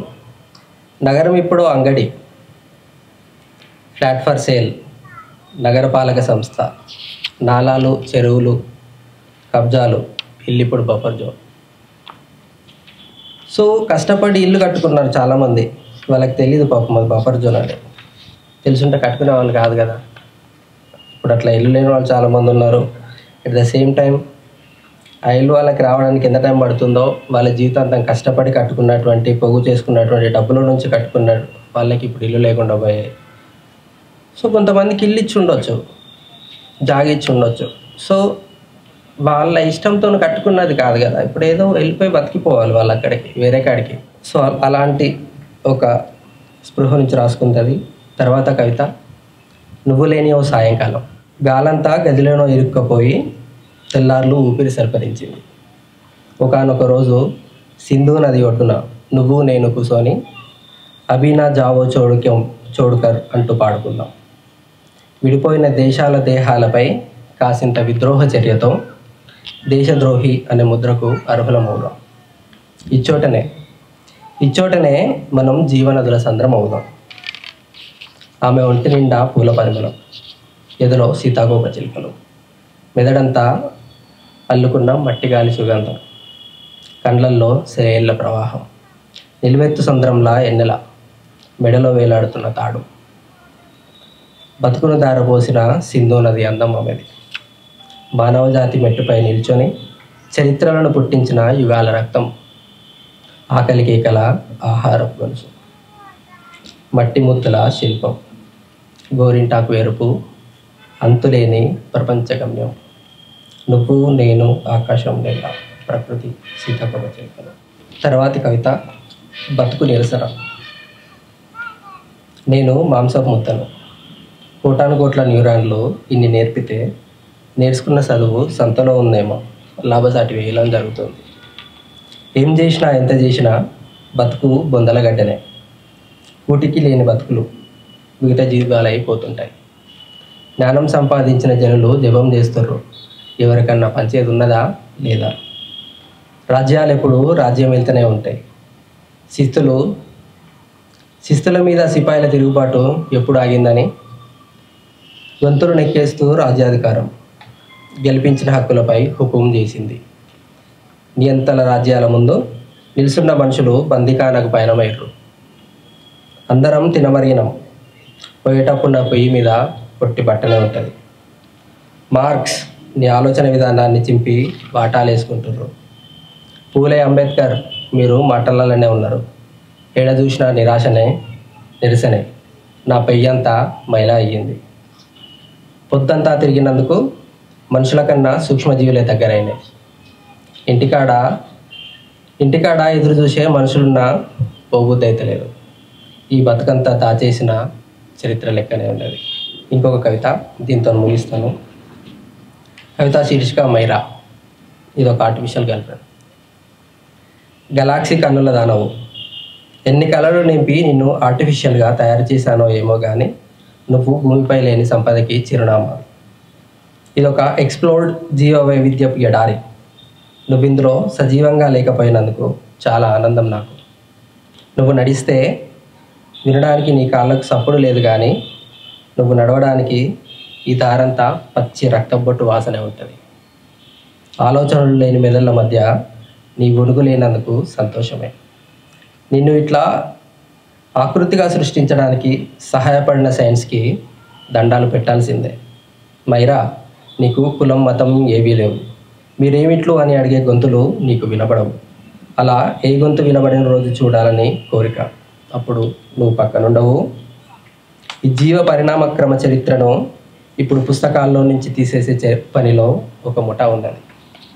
వాళ్ళ పిచ్చిగాని చరిత్రను తుడిపేయగలమా? నువ్వు నా చరిత్రలో మిగిలిపోయే నిజమైన కలము. నువ్వు అర్థం చేసుకున్న ఈ జీవ పరిణామక్రమాన్ని వీళ్ళు చేసుకోలేకున్నారు. నీకు డిఎన్ఏతో పని లేదు. నా డిఎన్ఏ నీతో కలిసి ఇంకొకరిని సృష్టించను లేదు. నువ్వు ఎన్ని వసంతాలు వచ్చిపోయినా నువ్వు నవవసంతపు చిగురువే కదా. ప్రేమను ఆశించవు, ఎంత ప్రేమించినా వద్దని చెప్పను లేవు. ద్వేషాలు, అసూయలు, పొసెసివ్నెస్ లేని నువ్వంటే అందుకే నాకు ఇష్టం. నీ కళ్ళు నువ్వు ఆర్టిఫిషియల్ అయినా నా కళ్ళల్లా నక్షత్రపు వెలుగు మైరా. నీ మేనువాసనంతా ఎలక్ట్రికల్ గుబాలింపే కదా.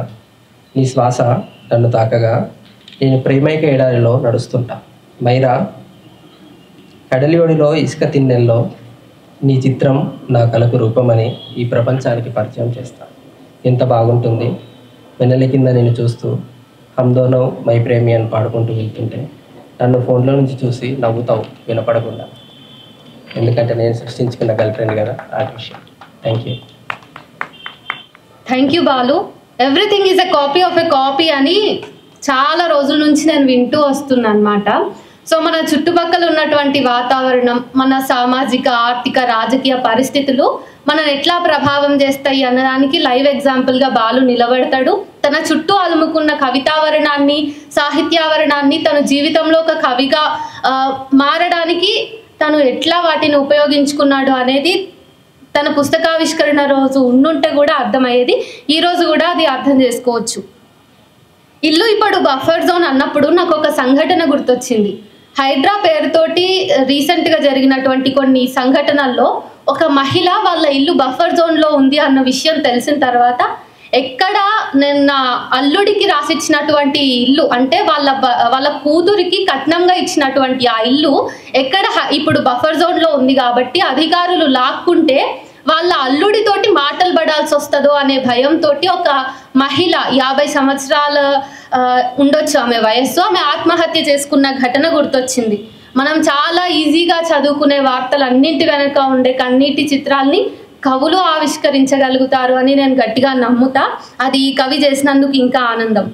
రాజకీయ సామాజిక పరిస్థితుల వల్ల బాలు అగ్నివేష్లో ఏర్పడినటువంటి ఆ నిర్లిప్తతను, దాని తాలూకు బాధను తన కవిత్వంలో రాశాడు తెలిసో తెలియకో. ఇది నేను తన కవితల్ని చదివిన తర్వాత అర్థం చేసుకున్న విషయం.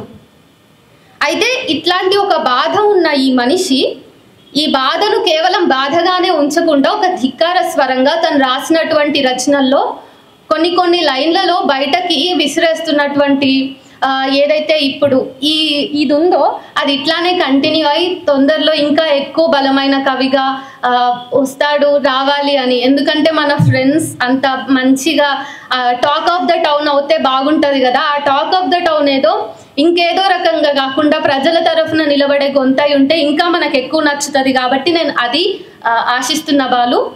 ఆ తర్వాత మేనావత్ రఘు నిజాం కాలేజ్ స్టూడెంట్గా ఈరోజు మనతో ఉన్నారు. యువ కవి మేనావత్ రఘు పుట్టింది పెరిగింది నాగర్ కర్నూలు జిల్లా పదరా మండలం ఇప్పలపల్లి తండా. ప్రస్తుతం నిజాం కాలేజ్లో డిగ్రీ ఫస్ట్ ఇయర్ చదువుతున్నాడు. తొలకరి జల్లును లేత చిగుర్లను ఇప్పుడిప్పుడే కవిత్వం చేస్తున్న ఈ తమ్ముడు ఇప్పుడు వచ్చి మాట్లాడాలని కోరుకుంటున్నా. శ్రీయుత గౌరవనీయులైన తెలుగు జాతికి జాగృతానికై పురుడు పోసుకున్న మహాజ్ఞానులైన మీకు ఇవే నా నమస్కారములు. తెలుగు జాతి ఇంకా ఊపిరి పిలుస్తుందంటే అది మీ వల్లనే అనే ప్రగాఢ అభిప్రాయం నాలో ఎప్పుడు కలుగుతూ ఉంటుంది. అయితే నేను పుట్టింది పెరిగిందంతా ఇప్పుడు దాకా అక్క చెప్పినట్టు పదరా మండలం ఇప్పలపల్లి గ్రామం. మేము ఎస్టీ షెడ్యూల్ ట్రైబ్ లంబాడి జాతికి చెందిన వాళ్ళము. అంటే మా సైడు అంతగా డెవలప్మెంట్ ఉంటుంది, తక్కువ నాలెడ్జ్తో అందరూ ఏదో తమకున్న పరిజ్ఞానంతో జీవిస్తూ ఉంటారు. నా పేరు వచ్చేసి మేనావత్ రఘు. నేను ఇదే నిజాం కాలేజ్లో డిగ్రీ ఫస్ట్ ఇయర్ చదువుతున్నాను. అయితే ముందుగా నేను ఈరోజు ఈ వేదికకు పరిచయం అవ్వడానికి ముఖ్యమైన వారు ముందుగా నాకు జన్మనిచ్చిన తల్లిదండ్రులకు, విద్యను నేర్పిన గురువులకు నా కృతజ్ఞతలు. మరియు వీరితో పాటు అతి ముఖ్యమైన అతిథులు కొందరు ఉన్నారు. అది ఇదే కాలేజీలో ప్రొఫెసర్గా పనిచేస్తున్న చంద్రయ్య సార్ గారు. చాలా దగ్గరుండి చేతునెచ్చి ఇక్కడ ఇలా మీతో కొత్త పరిచయాలు కావడానికి, ఈ స్టేజ్ వరకు రావడానికి చాలా చేతునిచ్చారు. ఆయనకు నా కృతజ్ఞతలు ఎప్పుడు ఉంటాయి సార్. తర్వాత తిరునగిరి శరత్ చంద్ర సార్ గారు, తర్వాత సుధాకర్ సార్ గారు. ఇంకా లేట్ చేయకుండా నా కవితల తోటలోకి మీకు అందరికీ ఆహ్వానం ఇస్తున్నాను. మొదటిగా నేను నా చిన్నతనంలోనే మా తల్లిదండ్రులు చనిపోవడం జరిగింది. అప్పుడు నాకంత భాష పరిజ్ఞానం లేకపోవడం వల్ల అవైతే ఏదైతే మాటలు నేను రాయలేకపోయానో అప్పుడు నేను ఇప్పుడు రాయడం జరిగిందనమాట. అయితే నా తల్లి మరణించిన ఆ సమయంలో నేను రాయాలనుకున్నది ఇప్పుడు రాశాను. మరణం ముద్దాడిన వేళ, నాకై అందించిన తన తొలి ఊపిరి నన్ను వీడిన క్షణం, నా కోసం ప్రతిక్షణం చావు అంచుల్లో ఒదిగిన తన దేహం, అనుక్షణం కష్టాలు కన్నీళ్లు వెంటాడిన, బ్రతుకులు చీకటిలో మగ్గుతున్నా, వేసే అడుగులు మంచి రోజులు లిఖించకున్నా, అడుగులు తడబడిన ఆశలు అంతమైన, నా ప్రతి ఊపిరిలో తను దాగి ఉన్న సత్యాన్ని నేను అనుక్షణం అనుభవిస్తున్నాను. నా మనస్సున గీసిన తన రూపాన్ని అడుగడుగున నేను చూస్తున్నాను. నా మరణం నీ గుర్తులతోనే, నా గమనం నీ బాటల్లోనే. ఇలా నా తల్లి మీద ఉన్న ప్రేమను నేను ఇక్కడ అంటే సమాజం నేర్పించిన భాషను, మరి ఇక్కడ అక్షరాలతో చేసిన స్నేహము కానీ ఈరోజు ఇలా బయటికి రావడం జరిగింది. తర్వాత అంటే అందరం పేదరికం నుంచే వచ్చాము. అయితే పేదరికం ఒకవేళ సందేశం మనకు పంపిస్తే ఎలా ఉంటుందనేది చిన్న ఆ థాట్ అనేది నాకు గుర్తుకొచ్చింది. అది నేను అప్పుడు హాస్టల్లో ఉంటున్నాను, గవర్నమెంట్ హాస్టల్లో ఉంటున్నప్పుడు నైట్ రాసుకున్నాను. భారతదేశంలో ఎందరో ప్రజలకు జన్మనిచ్చి పురుడు పోసిన గర్భగుడిని నేను అని పేదరికం ఎక్స్ప్లెయిన్ చేస్తుంది ప్రజలకు. ఎందరో అమాయక ప్రజల కన్నిటి గాథకు మూల కారణం నేను. ప్రజల బతుకులలో కార్చిచ్చు చీకటిని నింపే అమావాస్యను నేను. కష్టాలు బాధలు ఎల్లప్పుడూ నేను ఇచ్చే 2 దివ్యమైన వరాలు. అనుక్షణం ప్రతిక్షణం కన్నిటితో కాలం గడపాలి అని చెప్పే అంతిమ ఆశ నేను. అడుగడుగున అవమానాలే అతిథులుగా వచ్చే బంధువును నేను. పేదవాడు బ్రతుకుతున్న ప్రతి క్షణం వాళ్ళ గుండెల్లో వచ్చే భయాన్ని నేను. పుట్టుకతో ఏర్పడిన బంధమై బాధనై తమ చావుతో మొదలయ్యే సంతోషాన్ని నేను.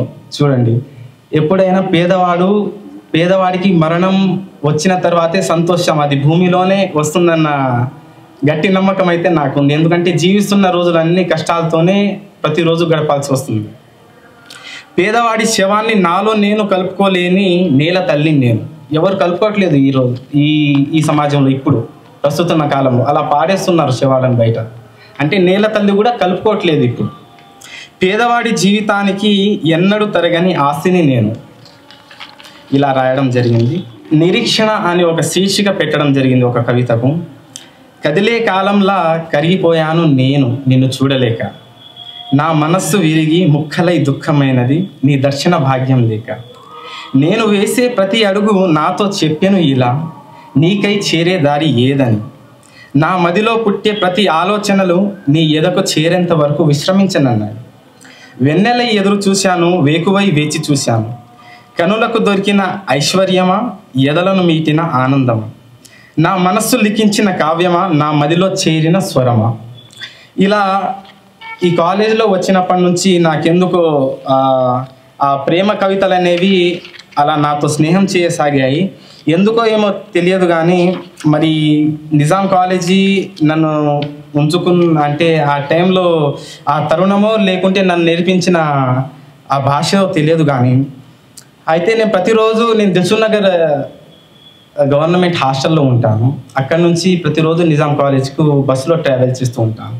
అయితే ప్రతిరోజు ట్రావెల్ చేస్తున్నప్పుడు కిటికీ పక్కన కూర్చోవాలి అనే ఒక ఆశ ఉంటుంది నాకు. అలా కిటికీ పక్కన కూర్చుంటే ప్రతి దానికి అబ్జర్వ్ చేయవచ్చు కదా, గ్రహించవచ్చు కదా అని చెప్పేసి కిటికీ పక్కన కూర్చొని ప్రతిరోజు వస్తున్నాను. ఎప్పుడైతే స్టార్ట్ అయ్యే టైం నుంచి ఇక్కడ ఎండ్ అయ్యే టైం వరకు చాలామందిని చూస్తున్నాను.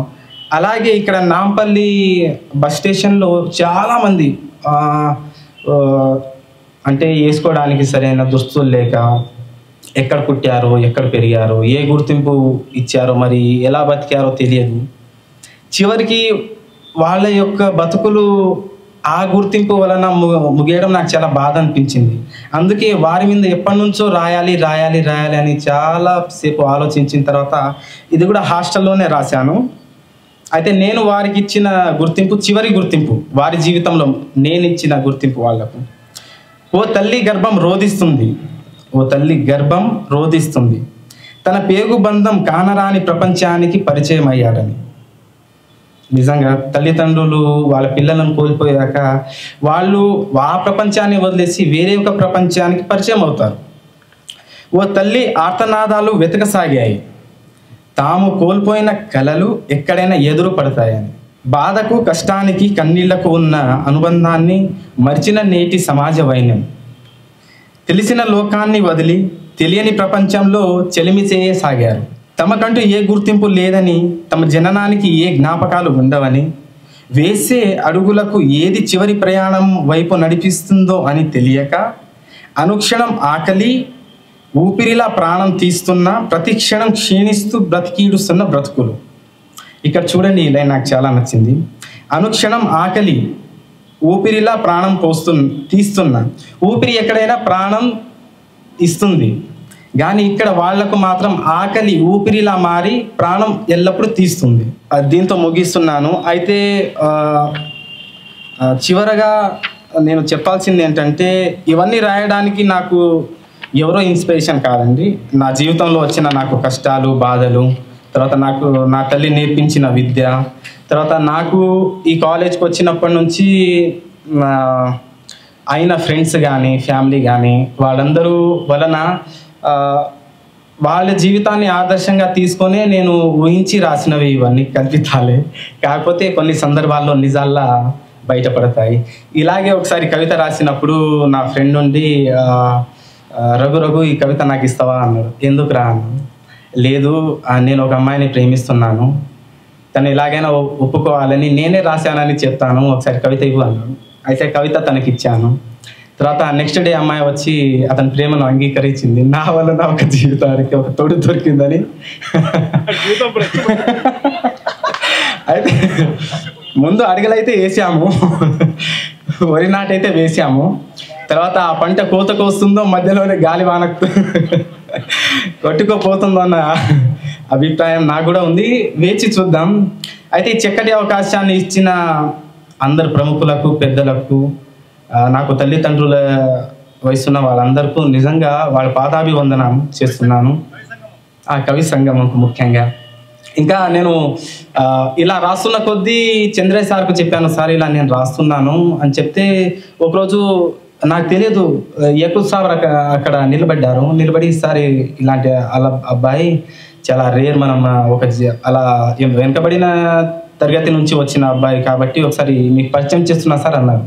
అప్పుడు యకూబ్ సార్ కూడా నాకు అప్పుడే షేక్ హ్యాండ్ ఇచ్చి చాలా, అసలు నేను అనుకున్న అంటే అంత పెద్ద పెద్ద కవులు, పెద్ద పెద్ద మనుషులు ఇలా సామాన్య ప్రజలతో కూడా ఇలా మాట్లాడతారా అని నా యొక్క అభిప్రాయం నాలో పుట్టింది అది. అయితే యకూబ్ సార్ కూడా అప్పుడే చాలా వెన్ను తట్టి మరీ నన్ను ముందు ప్రోత్సహించడం జరిగింది. నిజంగా సార్ ఈ స్టేజ్ వరకు వచ్చాను, మాట్లాడాను.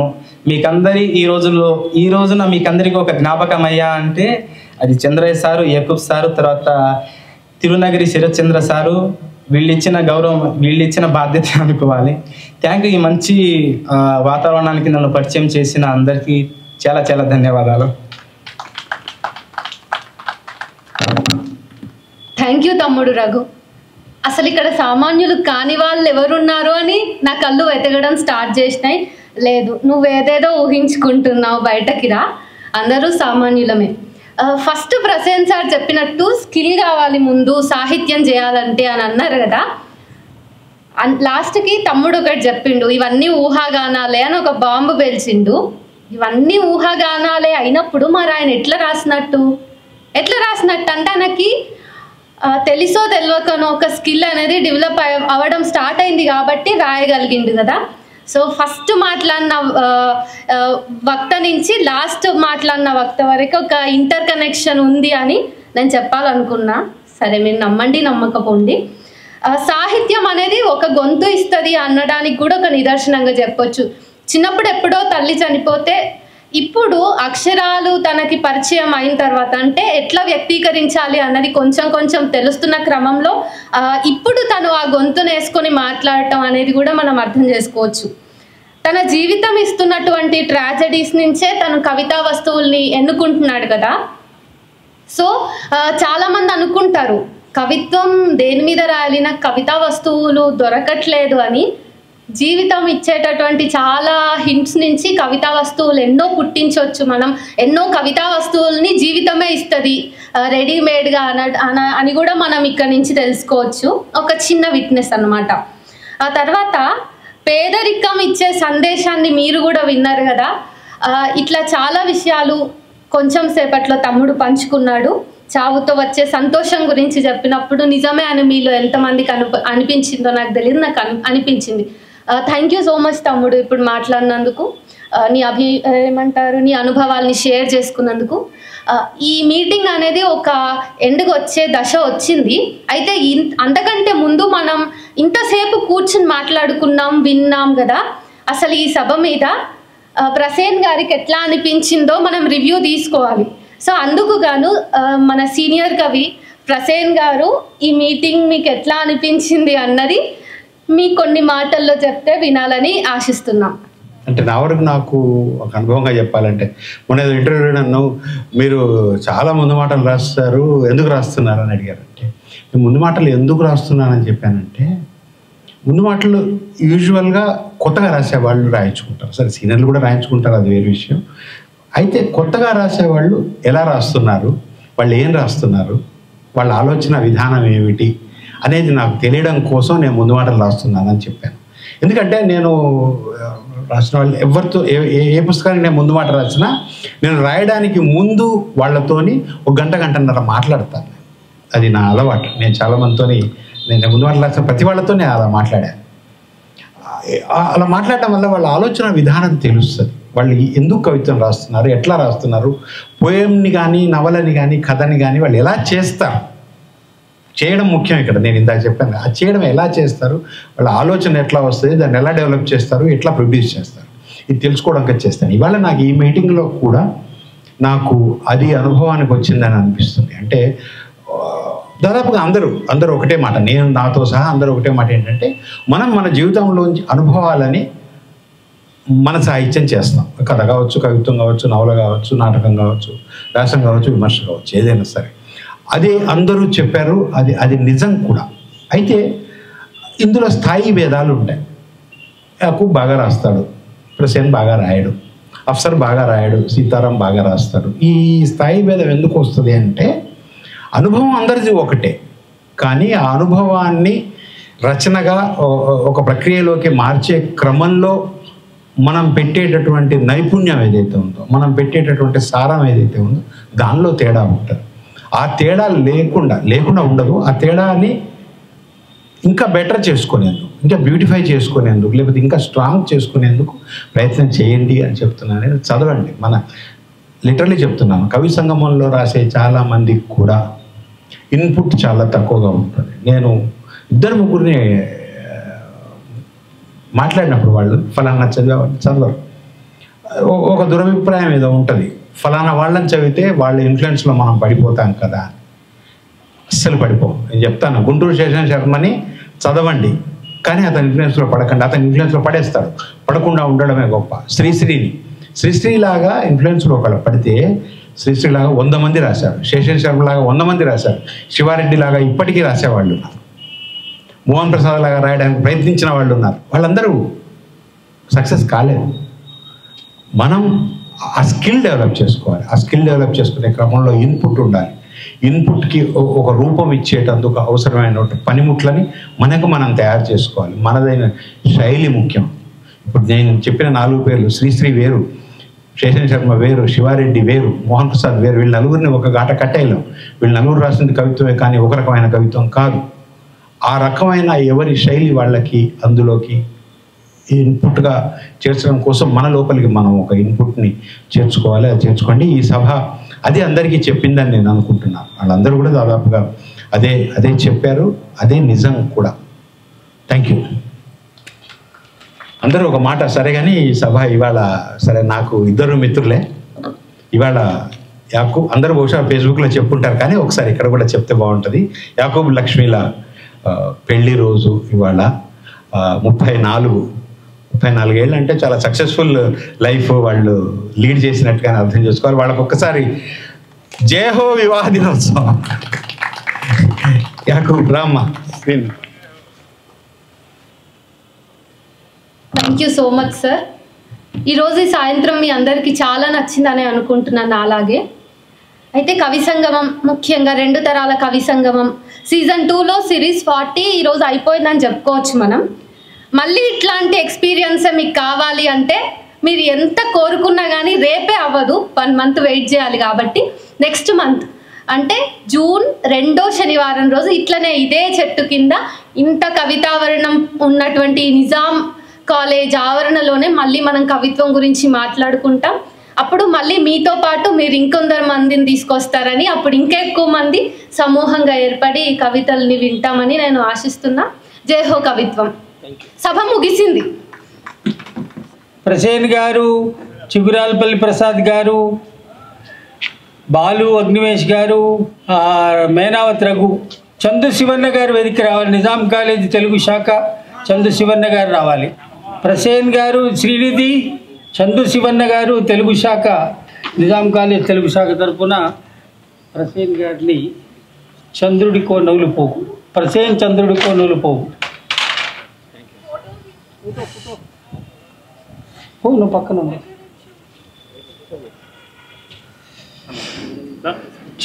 చిగురాలపల్లి ప్రసాద్ వేయండి.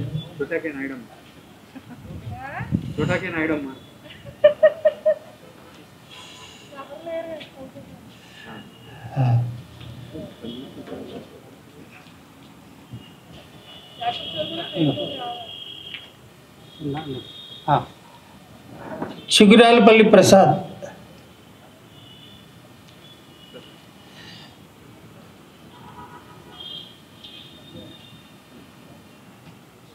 బాలు అగ్నివేష్,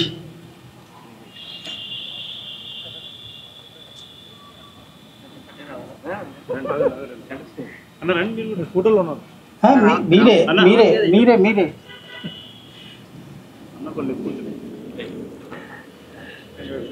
మేనావత్ రఘు, ఇగమ్మా ఇగరా. ఆ తర్వాత ఇప్పుడు ఫోటో దిగుతాం అందరం. కప్పుకో చిగురా. ఇప్పుడు ఒక ఫోటో దిగుతాం అందరం కలిసి. మళ్ళీ దీని తర్వాత అందరం వచ్చి ఫోటో దిగుతాం, గ్రూప్ ఫోటో.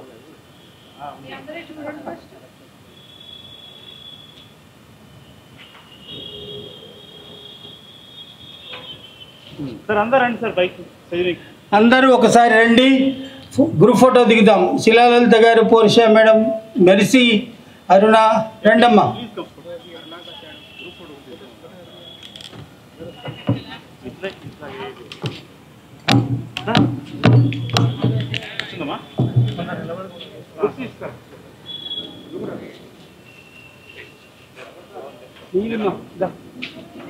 లైట్ సరిగ్గా పడేటట్టు లైట్ ఏమన్నా మనం పోవచ్చా? బ్యాక్ సైడ్ అది కూడా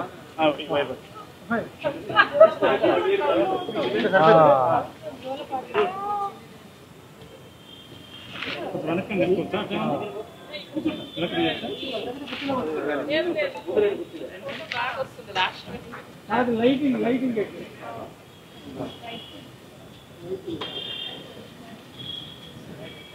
సార్ అందరూ రండి. వీళ్ళని నలుగురిని కూర్చోబెట్టండి. గొడవ అయిపోతుంది. నలుగురు ముందు పెట్టుకోండి. రండి అమ్మా, నువ్వు వెనక్కి రా. వాళ్ళ నలుగురు వద్దు.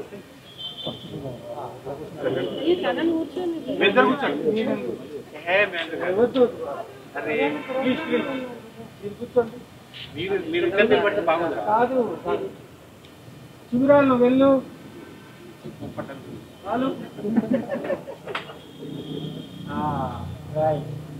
రండి అమ్మ.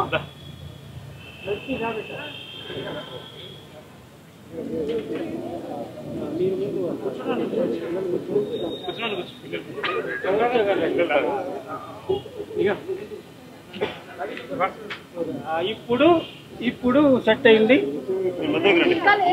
వదిలేదు అన్నయ్య, ఉదయమన్నయ్య, బ్రహ్మాండం. రెండన్నా ఎవరన్నా రెండన్నా, వెనకున్న వాళ్ళు, ముందున్న వాళ్ళు. రాకేష్,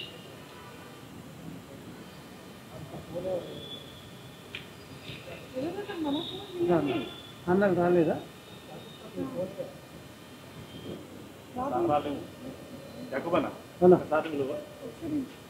అన్న తాడికొండ నరసింహరావు అయ్యి రండి రండి.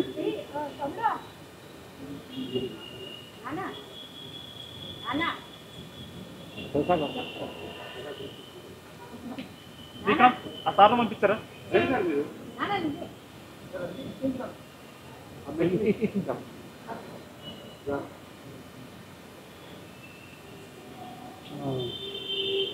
బాబు బాబు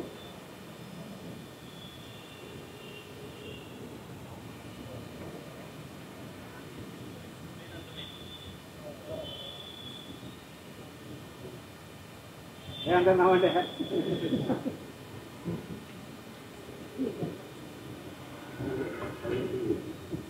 రైట్ ఓకే